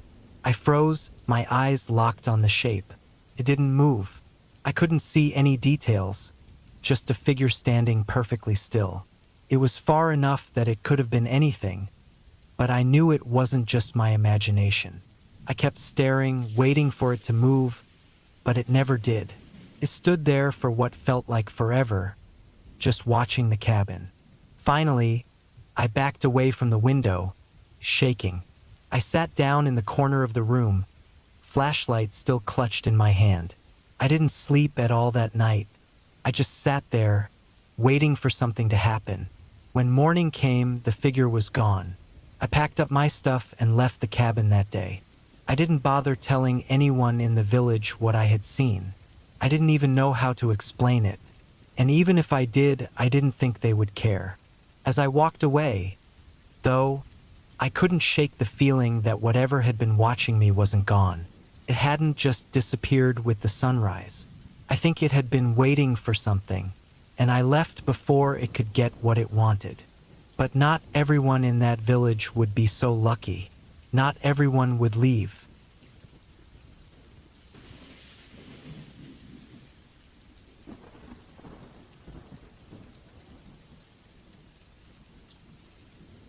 It was a hot summer weekend when my parents decided to take my friend Jake and me to our cabin in the woods. The sun was shining bright, and the smell of pine trees filled the air as we drove along the bumpy dirt road. I loved being at the cabin, away from the city, surrounded by nature. But as we arrived, I felt a strange, uneasy feeling creep up my spine. The cabin looked just like we left it last summer, but something didn't feel right. The door creaked loudly when we opened it, echoing in the quiet. We unpacked our bags, and my parents headed out to gather firewood, leaving Jake and me alone inside. At first, we played cards and told stories, laughing to fill the empty space of the cabin. As the sun set and the sky turned dark, shadows danced outside the windows, and the forest seemed to close in around us. The light from the fireplace flickered, casting strange shapes on the walls. I suggested we go outside and explore a little. Jake was excited and ready for an adventure. We stepped out onto the porch, where the woods stretched endlessly in every direction. We wandered down a trail that led deeper into the trees. The more we walked, the more I felt like someone was watching us. I couldn't shake the feeling, but I tried to ignore it, thinking it was just my imagination. Soon we found an old, abandoned cabin hidden among the trees. It was smaller than ours and looked like it had been left behind for years. The wood was rotting and the windows were broken. Jake wanted to go inside, but I hesitated. Something told me it wasn't a good idea, but curiosity got the better of me. We pushed open the creaking door and stepped inside. Dust covered everything, and the air felt thick. Inside, it was dark, and the only light came from our flashlights. The floorboards creaked under our weight. We searched the rooms, but all we found were old furniture and broken things. Then, I heard a noise, a soft rustling coming from a corner. My heart raced, and I froze, looking at Jake. He had heard it too. We turned off our flashlights, plunging ourselves into darkness. The rustling continued, now joined by a faint thumping sound. It was coming closer. Fear surged through me, and I urged Jake to leave. We stumbled back toward the door, but it slammed shut before we could reach it. Panic hit me as we pulled on the handle, but it wouldn't move. The thumping grew louder, echoing through the walls. Cold sweat ran down my back as I looked around for another way out. From the corner of my eye, I saw a shadow shift. My instincts kicked in, and I started banging on the door, calling for help, even though I knew my parents were far away. Just when I thought we might be trapped forever, the door creaked open. Light flooded in, and I saw my dad standing there, looking worried. He had come looking for us when we hadn't returned. We rushed past him, stumbling out into the fresh air, breathing deeply as we stepped back onto the forest floor. We explained what happened, but I could see the worry in my dad's eyes. He didn't want us wandering off again. We walked back to the cabin together, the warm glow of the fire waiting for us. That night, we sat around the fire, the shadows from the trees dancing around us, but I couldn't shake the feeling that something was still out there, lurking in the darkness, watching. After we went to bed, I lay wide awake, listening to the sounds of the forest. The wind whistled through the trees, and I heard strange noises outside, crunching leaves, distant snapping of branches. I thought I saw something move in the shadows outside the window. I told myself it was just my mind playing tricks on me, but I couldn't ignore the deep feeling of dread. As I lay there, staring at the ceiling, I realized that sometimes curiosity leads you to places where you don't belong. The forest felt alive, filled with secrets that should stay hidden. I remembered the thumping noise and the shadow we had seen in that old cabin. I wondered what had made that sound. My heart raced at the thought of what could be out there, waiting for the next curious kid to wander too far. Just as I was about to drift off to sleep, I heard a loud crash outside, like something heavy had fallen. My eyes flew open, and I sat up in bed, straining to hear. The noise was followed by a low growl. My heart pounded in my chest, and a chill ran down my spine. I wanted to call out, but I couldn't make a sound. Then I remembered Jake, sleeping just a few feet away. If he heard it, he would know I wasn't imagining things. I glanced at him, but he was still asleep, oblivious to the fear creeping around us. I tried to convince myself it was just a deer or some animal, but deep down, I felt it was something much worse. I lay there, listening intently, every nerve in my body on edge. The growling got louder, mixed with that terrible thumping noise from before. I finally decided to grab my flashlight, but as I reached for it, I heard the door creak open slowly, just enough to let in a sliver of moonlight. Frozen in fear, I stared at the doorway. A dark shape stood in the entrance, blocking the light. My breath caught in my throat, and my heart pounded like a drum. It was too big to be a deer. Couldn't move, couldn't scream. All I could do was watch as the shape stepped closer, stepping into the cabin, revealing nothing but darkness where its eyes should be.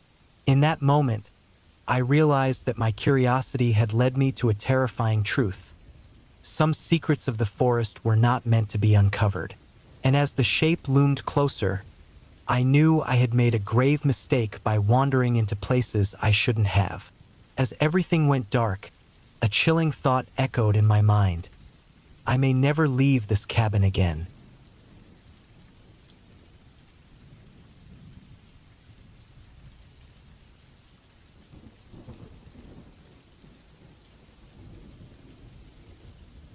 I rented a small cabin in the woods for a weekend escape. I needed a break from my busy life, hoping the quiet would help me recharge. The cabin was old, with wooden beams and a stone fireplace that smelled like smoke and ash. It felt cozy, so I quickly settled in and lit a fire to warm up the chilly air. As night fell, the fire crackled and popped, casting moving shadows on the walls. I had brought a few books and planned to spend the evening reading. But as the wind howled outside, unease crept over me. The cabin creaked and groaned, almost as if it were alive, shifting under the weight of the dark sky. Around midnight, a strange smell caught my attention, something burning. I got up to check the fireplace, but there were only embers, no flames. I brushed it off, thinking maybe it was just my imagination playing tricks on me in the quiet of the night. I tried to focus on my book, but the smell grew stronger. It was now a thick, harsh scent that made my eyes water. Panic began to set in. I rushed to the window and looked outside, but the darkness swallowed everything. I couldn't see anything except the trees swaying in the wind. I grabbed my flashlight, deciding to investigate. As I stepped outside, the cold air hit me hard. I scanned the area around the cabin. At first, I didn't see anything wrong, but as I walked around, I noticed faint flickers of light through the trees, not far from the cabin. My heart raced. I moved toward it, hoping it was just a trick of the light or maybe a campfire from other campers. When I got closer, I could see the flames licking up through the bushes, spreading fast. Panic surged through me as I realized I had no cell service in this remote area. If the fire reached the cabin, I would be trapped. The wind was picking up, pushing the flames closer, and the smell of smoke filled my lungs, making it harder to breathe. I sprinted back to the cabin, my heart pounding. I grabbed my things, my bag, my keys, anything I could carry, and dashed outside again. The sound of branches crackling behind me grew louder, the fire becoming angrier. I knew I had to get away. I ran to my car, heart racing, fumbling with the keys in my shaking hands. I finally got the door open and jumped inside, slamming it shut behind me.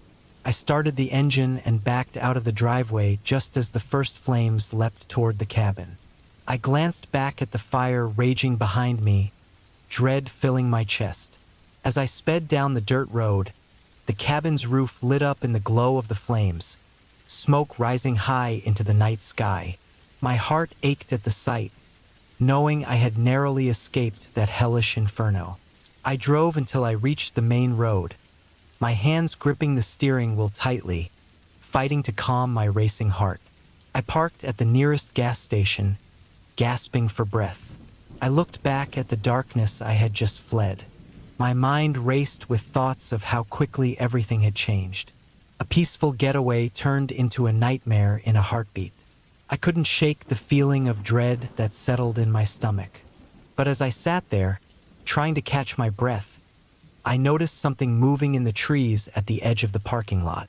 It was dark, too dark to make out, but I could feel it watching me. My heart sank as I remembered that I wasn't the only one in those woods. Maybe something had been waiting for me there, hidden and hungry, while I sat in my cozy cabin, thinking I was safe. I turned on my headlights, shining them toward the trees, but nothing was there. Still, I felt a chill creep up my spine. I couldn't shake the thought that the fire had not been the only danger in those woods. As I drove away, the image of the flickering flames behind me was replaced by the dark, looming trees, hiding whatever had been lurking there, waiting for the right moment to strike. I couldn't help but wonder what else had been watching me that night, and if I would ever truly escape the danger that had nearly consumed me. I was staying in a little cabin I rented for the weekend. It was supposed to be a quiet place to relax, far away from all the noise in the city. I was alone, just brought a few books, some snacks, and my phone. The cabin was tucked deep in the woods, surrounded by thick trees. The only sound I could hear was the rain tapping on the roof. I thought it would help me sleep better. The first night went fine. I stayed inside, listened to the rain, and fell asleep early. But the second night felt different. It was darker, quieter, even though it was still raining. Something didn't feel right. I kept telling myself it was just because I wasn't used to being out in the middle of nowhere. I stayed in bed, hoping the sound of the rain would calm me down. But it didn't. After a while, I heard something else. At first, it was hard to hear, but then I realized it was footsteps, crunching on the wet leaves outside. I froze, my heart racing. I tried to tell myself it was just an animal, maybe a deer or something, but the steps were slow and heavy, and they were getting closer. I sat up and looked at the window.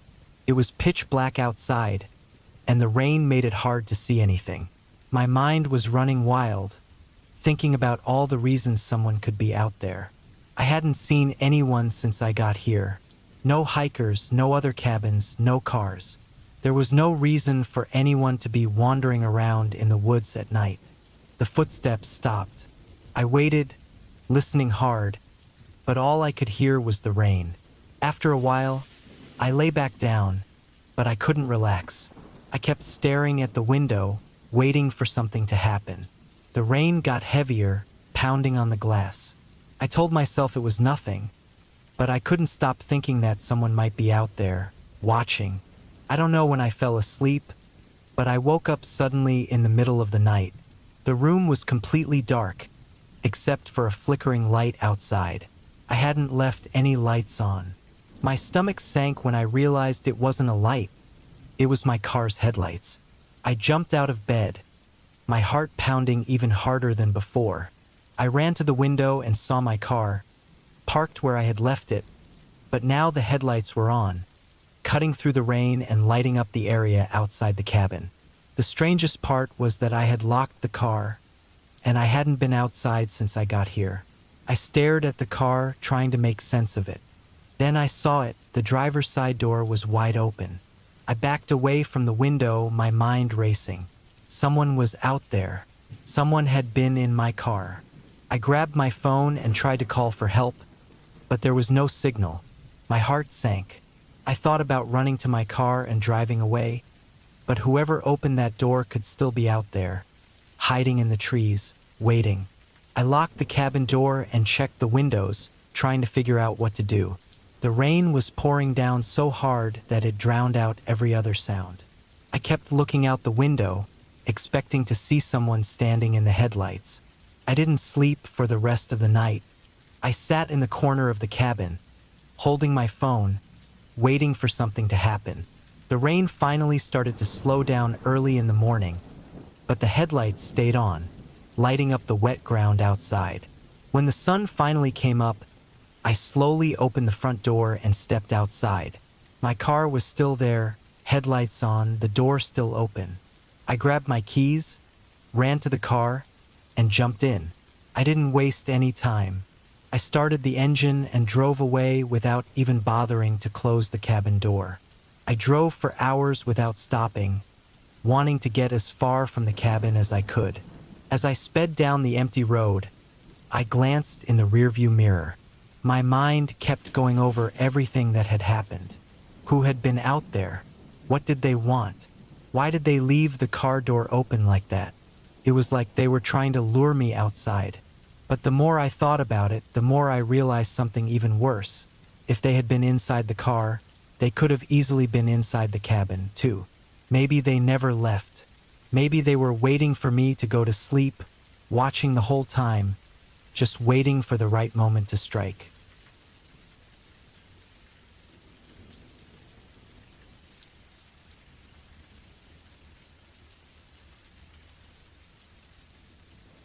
I rented a cabin online, hoping it would be a quiet break from everything. But when I got there, it looked nothing like the pictures. The cabin was way older than I expected, run down like it had been sitting there for 50 years or more. The wood was dark and cracked, and the windows were foggy. Still, I had already driven for hours to get there, so I thought I'd just put up with it. That first night was strange. It was colder than I planned for, and the wind seemed to push right through the cracks in the old walls. The floor creaked loudly, and I kept hearing faint scratching sounds that I couldn't place.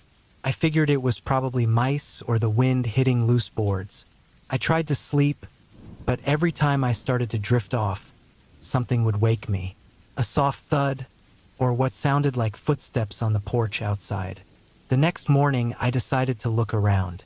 The front door barely stayed shut, and everything inside was worn out. The furniture was old, covered in dust, the kind no one would want. I stepped outside to get some air, but the yard was overgrown, and the trees around the cabin were tall and thick, blocking most of the light. It felt like the place had been forgotten for years. By the third night, something felt off.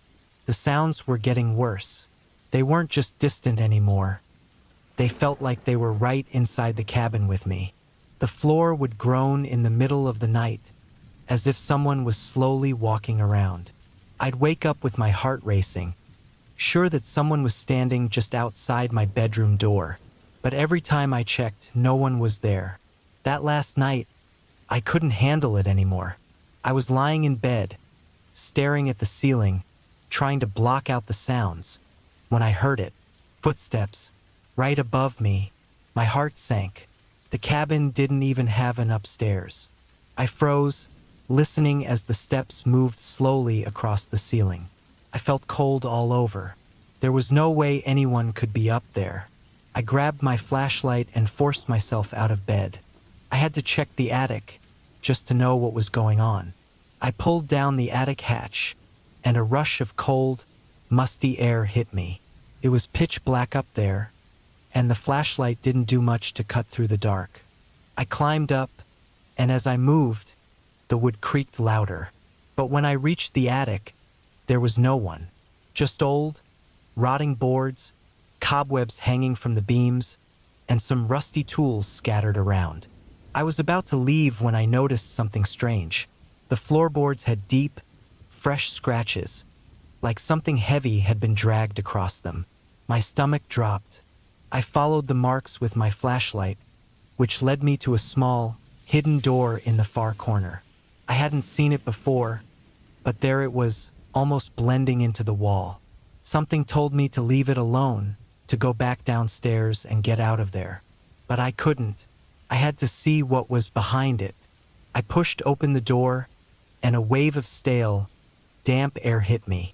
Inside, the tiny space was covered in dust, and there in the corner was something that made my blood run cold. There was an old, broken bed frame and what looked like blankets, piled up on the floor like someone had been sleeping there recently. That's when I realized someone had been living up there. Maybe they still were. I didn't wait to figure it out. I turned and ran, bolting down the stairs and out of the cabin as fast as I could. I jumped into my car, speeding down the road, not even bothering to look back. But the whole way, I had this awful feeling, like someone was watching me. A few miles out, I finally pulled over to catch my breath. I sat there in the quiet, trying to calm down. But just as I started to feel a bit better, I glanced in the rearview mirror. For a split second, I swore I saw something in the back seat. Something sitting there, staring at me. I didn't look again. I just drove. But that feeling never left. No matter how far I went, I couldn't shake the thought that whoever or whatever had been in that cabin wasn't done with me yet.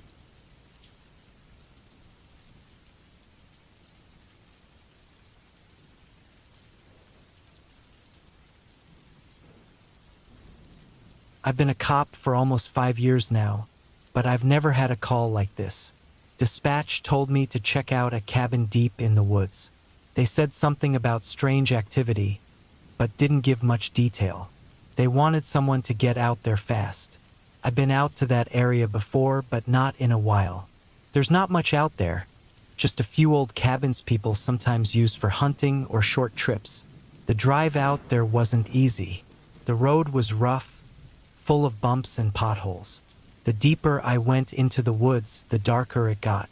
Trees were growing so close on both sides, it felt like the woods were closing in on me.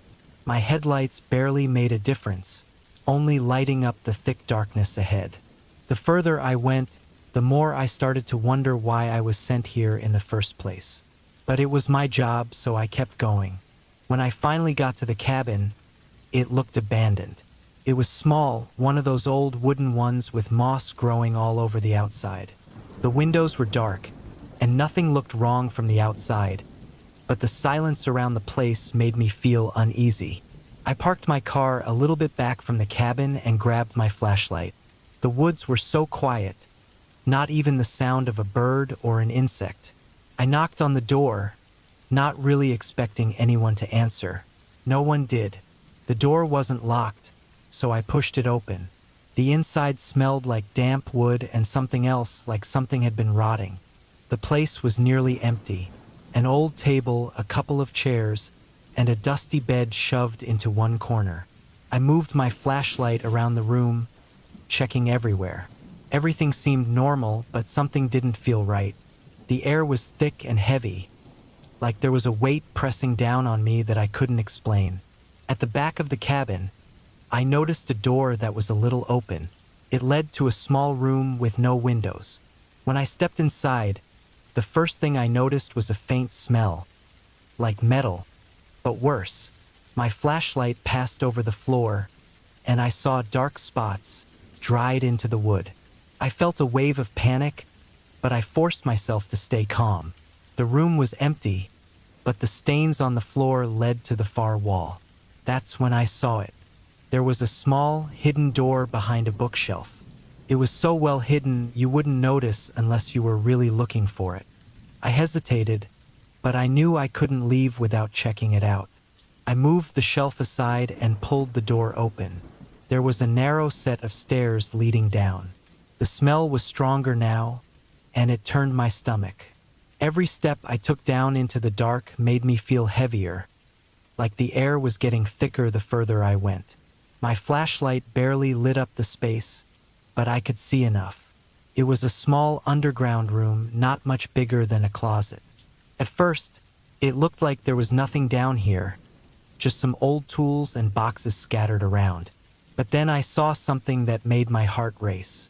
In the corner of the room, there was a dirty, makeshift bed. Next to it were chains bolted into the wall. My chest tightened as it hit me what this place really was. Someone had been kept down here, chained up like an animal. Those dark stains on the floor above, it all made sense now. This wasn't just some random cabin. Something awful had happened here. I backed out of the room quickly, my mind racing. As I climbed back up the stairs, it felt like the walls were closing in on me. I slammed the hidden door shut once I was back in the main cabin. I took a deep breath to calm myself down, but then I noticed something new. There were fresh footprints in the dust on the floor. Someone else had been here recently. My flashlight shook in my hand as I swept the room, but there was no one there. Still, I could feel eyes on me, like someone was watching from just out of sight. The silence of the woods outside suddenly felt dangerous, like I wasn't supposed to be here. It felt like a trap, like whoever had been here before was still around, waiting. I didn't stick around to find out.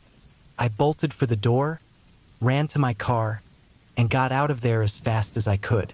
My heart pounded the whole way back, and even after I got back to the main road, the feeling of being watched never left me. I made my report when I got back to the station, but deep down I knew we wouldn't find anything. Whoever had been there was careful, and they were already long gone. That cabin wasn't just an old place in the woods. It was a hiding spot, a secret. There was more to that place, things I didn't want to think about. I had uncovered something, but I knew I wasn't the first. And whoever had been there before me, they weren't done. They were just waiting, watching, planning their next move. And I had a sick feeling that the next time someone went out there, they wouldn't be as lucky as I was.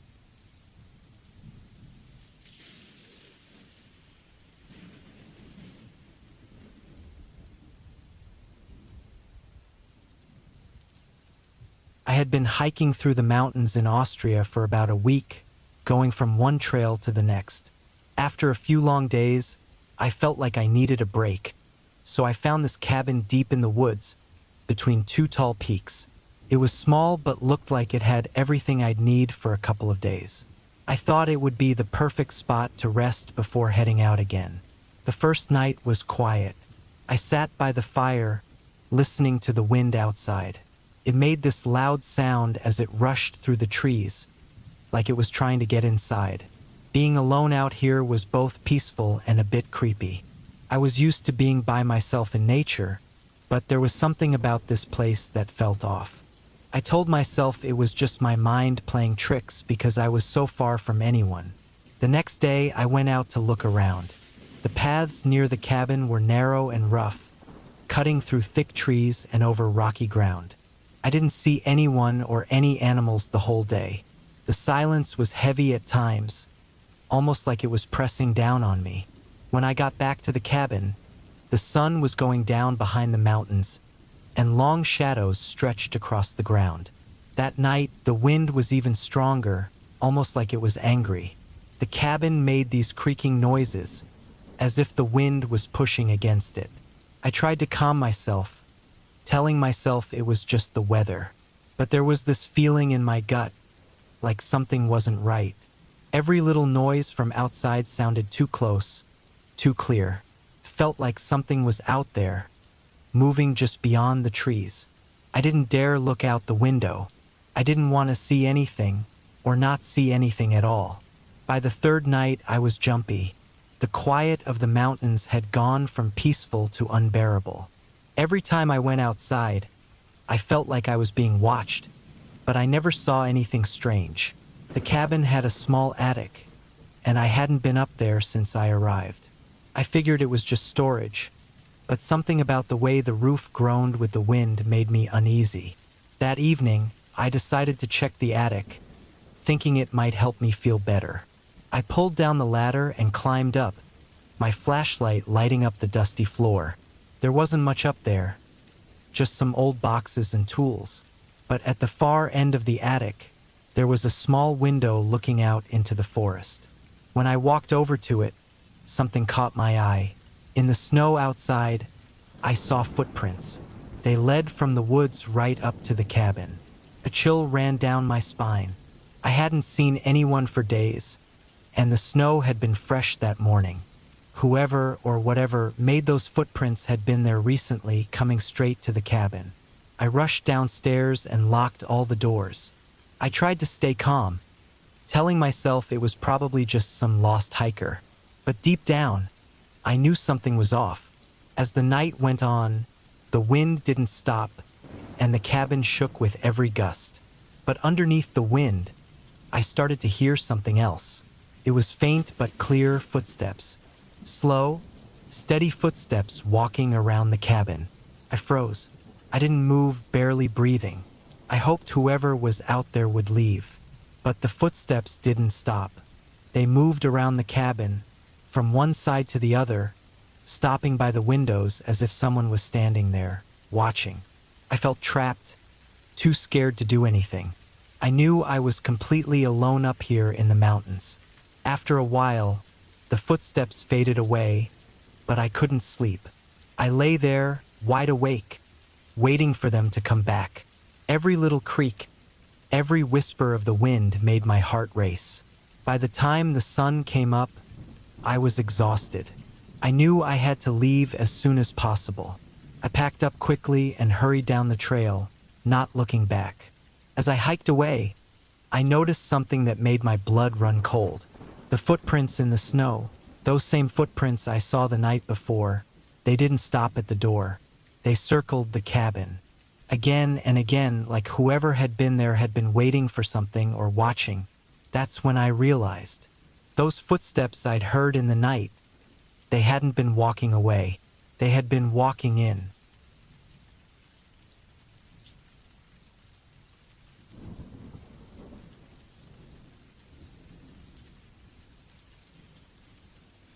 I hadn't been back to the old cabin since my grandparents died. It was always their place. A small wooden house deep in the woods, far from everything. They lived there for years, always saying how much they loved how quiet it was. After they were gone, no one in the family really wanted to deal with it, so the cabin stayed empty. I thought maybe I'd go there for a few days, just to see the place again and figure out what to do with it. The drive took a while, and the roads got smaller as I drove deeper into the forest. When I finally got there, the cabin looked the same, small, worn down, and surrounded by trees. Everything seemed still. I felt a little uncomfortable as I stepped inside, but I told myself it was just nerves. It had been years since I last visited, and the place still smelled the same, like old wood and pine needles. The first thing I noticed was how cold it was inside, even though it was summer. I walked around and saw that most of the furniture was still there. The kitchen table where my grandparents used to sit, their old chairs by the fireplace. It all looked like it hadn't changed at all. I went upstairs to check their bedroom. Their bed was made, the blanket folded neatly like it always was.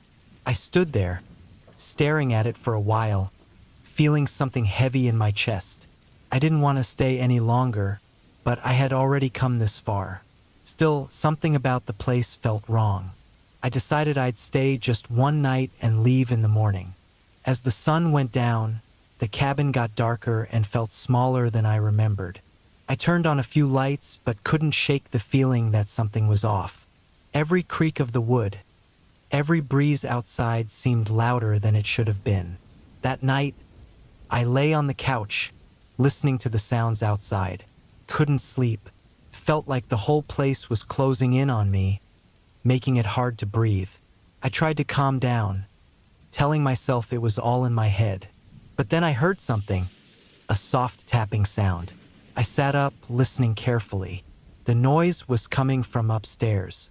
At first, I thought it might be the wind, but the tapping was too steady. I didn't want to go up there, but I had to know what it was. I climbed the stairs, feeling like each step was harder than the last. As soon as I reached the top, the sound stopped. I opened the bedroom door, and the room was empty. But then I saw something that made my stomach drop. On the bed, where the blanket had been neatly folded, there were 2 deep impressions in the mattress, like someone had been lying there. My skin started to crawl, and I backed out of the room, my heart racing. I rushed downstairs and knew I had to leave right away. I couldn't stay there any longer. As I grabbed my keys and headed for the door, I heard the tapping again. This time it was louder, almost angry. I didn't look back. I ran to my car, jumped in, and drove off, speeding down the dirt road until I was far from the cabin. I never went back. We ended up selling the cabin to a stranger, someone who didn't know about my grandparents or what happened there. I thought that would be the end of it, but I can't stop thinking about those deep spots on the bed. They looked exactly like the places where my grandparents used to sleep. The thing is, sometimes I still hear tapping at night. Even though I'm miles away from that cabin, the sound finds me, creeping into my dreams. I never know when it's coming, but when I wake up in the middle of the night, my heart pounding, it's always there. That same steady tapping, like someone is just waiting for me to listen.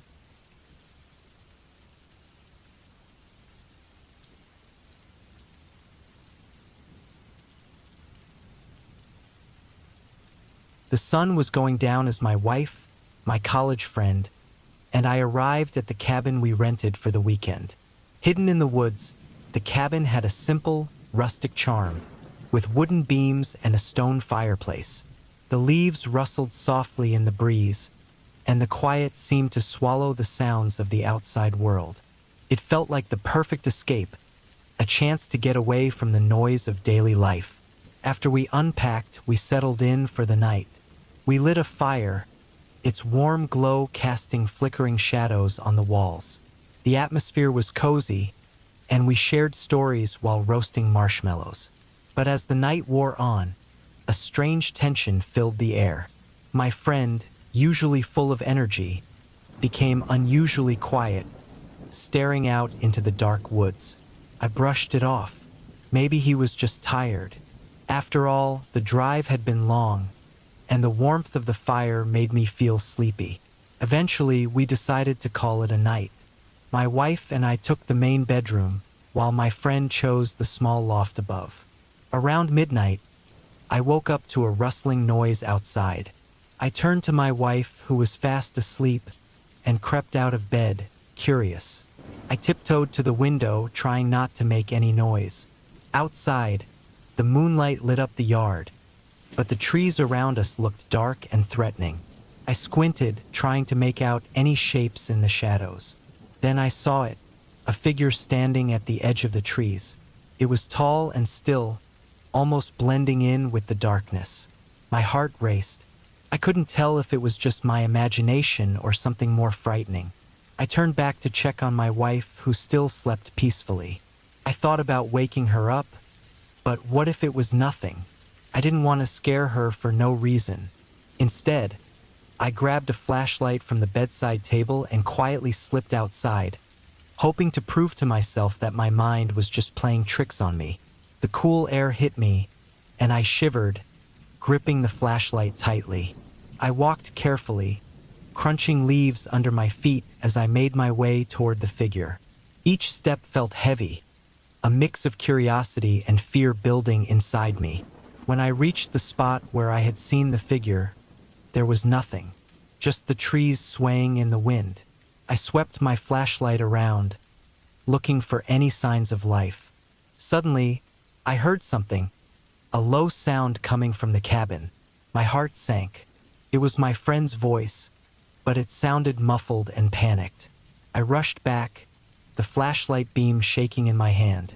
I burst through the door and found my friend standing in the living room, eyes wide and sweating. He pointed toward the loft, and I felt my stomach drop. The ladder to the loft was swinging slightly, as if someone had just come down. We both turned to look at the loft, dread pooling in our stomachs. My wife was still asleep, completely unaware. My friend and I exchanged worried looks, and I hurried up the ladder, scanning the loft for anything unusual. But it was empty. No sign of anyone, just my friend's stuff scattered around. I felt a chill run down my spine, and as I looked out the small window, I saw the figure again, now closer, just beyond the trees, watching us. It stood still, a dark shape against the night. Panic surged through me. I hurried back down, grabbing my wife by the shoulders, shaking her awake.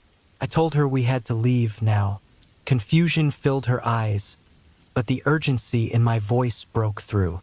We gathered our things quickly, my friend glancing out the window, growing more anxious with each passing second.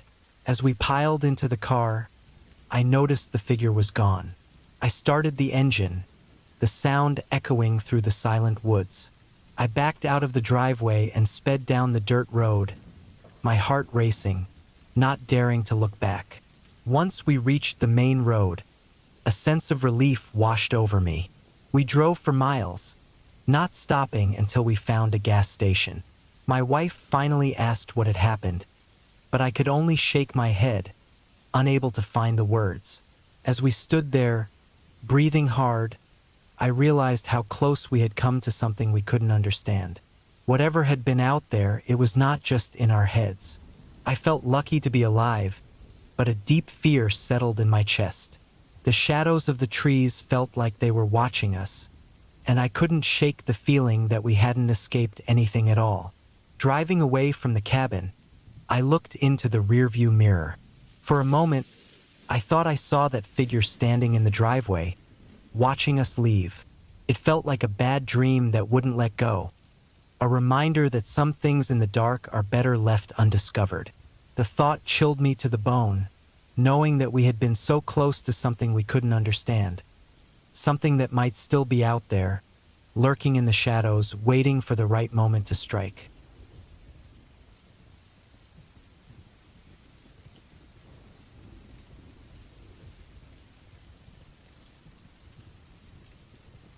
I drove up to the old cop station, a forgotten building hidden deep in the woods.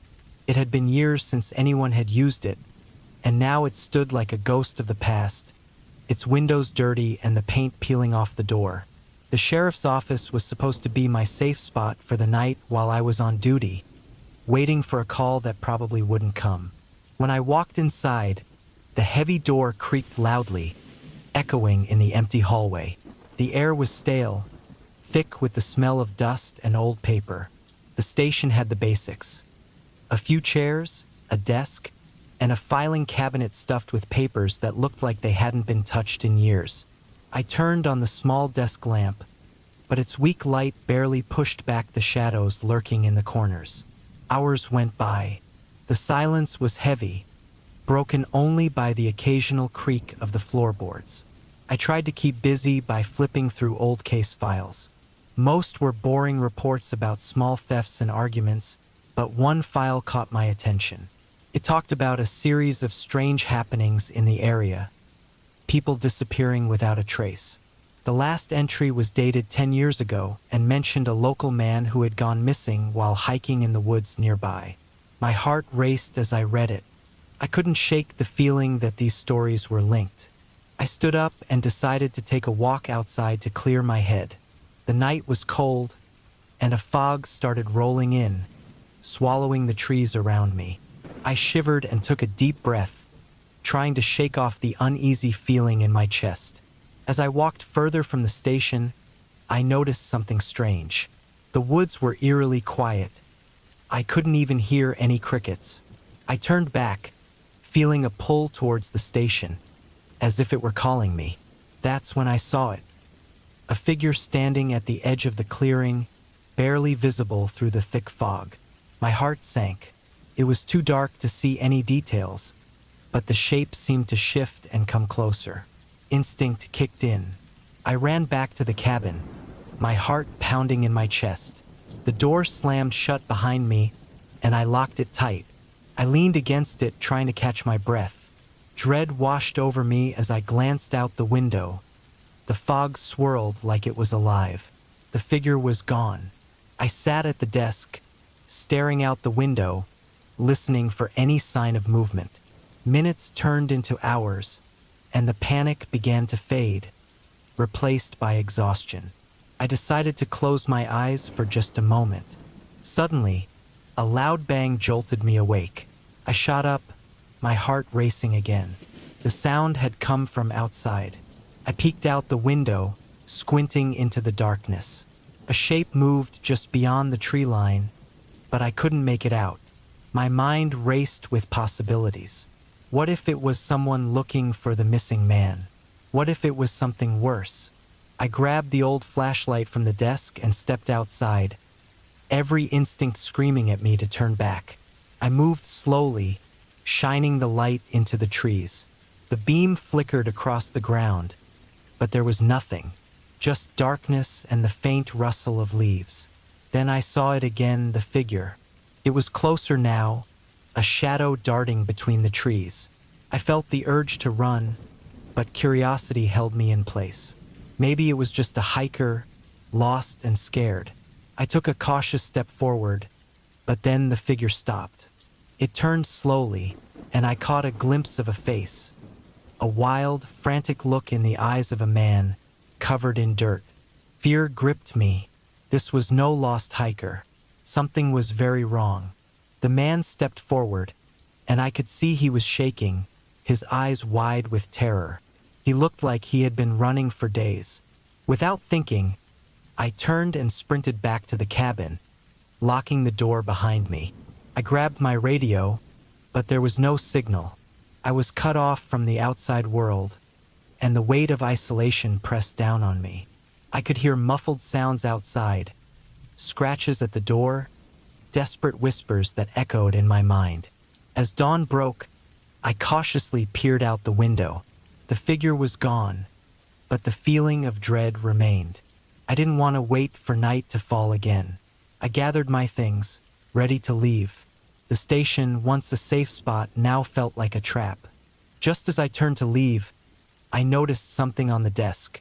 A photo, yellowed with age, of the man from the woods, with a date written on the bottom. He had gone missing in the same spot where I had seen him last. My blood ran cold. I wasn't just a cop on duty. I was now part of a story that had been playing out for years. A story of fear, loss, and desperation. I turned to go but hesitated. A feeling of dread washed over me again. I glanced back at the desk, where the photo sat like a warning. As I stepped outside, the chill of the morning air hit me, but it was nothing compared to the chill running down my spine. I took one last look at the station, now shrouded in fog. The weight of what I had discovered felt heavy in my mind. I wouldn't return to this place again. Some stories should remain hidden, and some shadows should never be disturbed. As I drove away, the image of the man's haunted eyes lingered in my thoughts. I couldn't shake the feeling that I had left something behind. Some stories never end, and I feared this one was just beginning. The woods held their secrets tightly, and I was certain I had not seen the last of what lurked in those dark trees.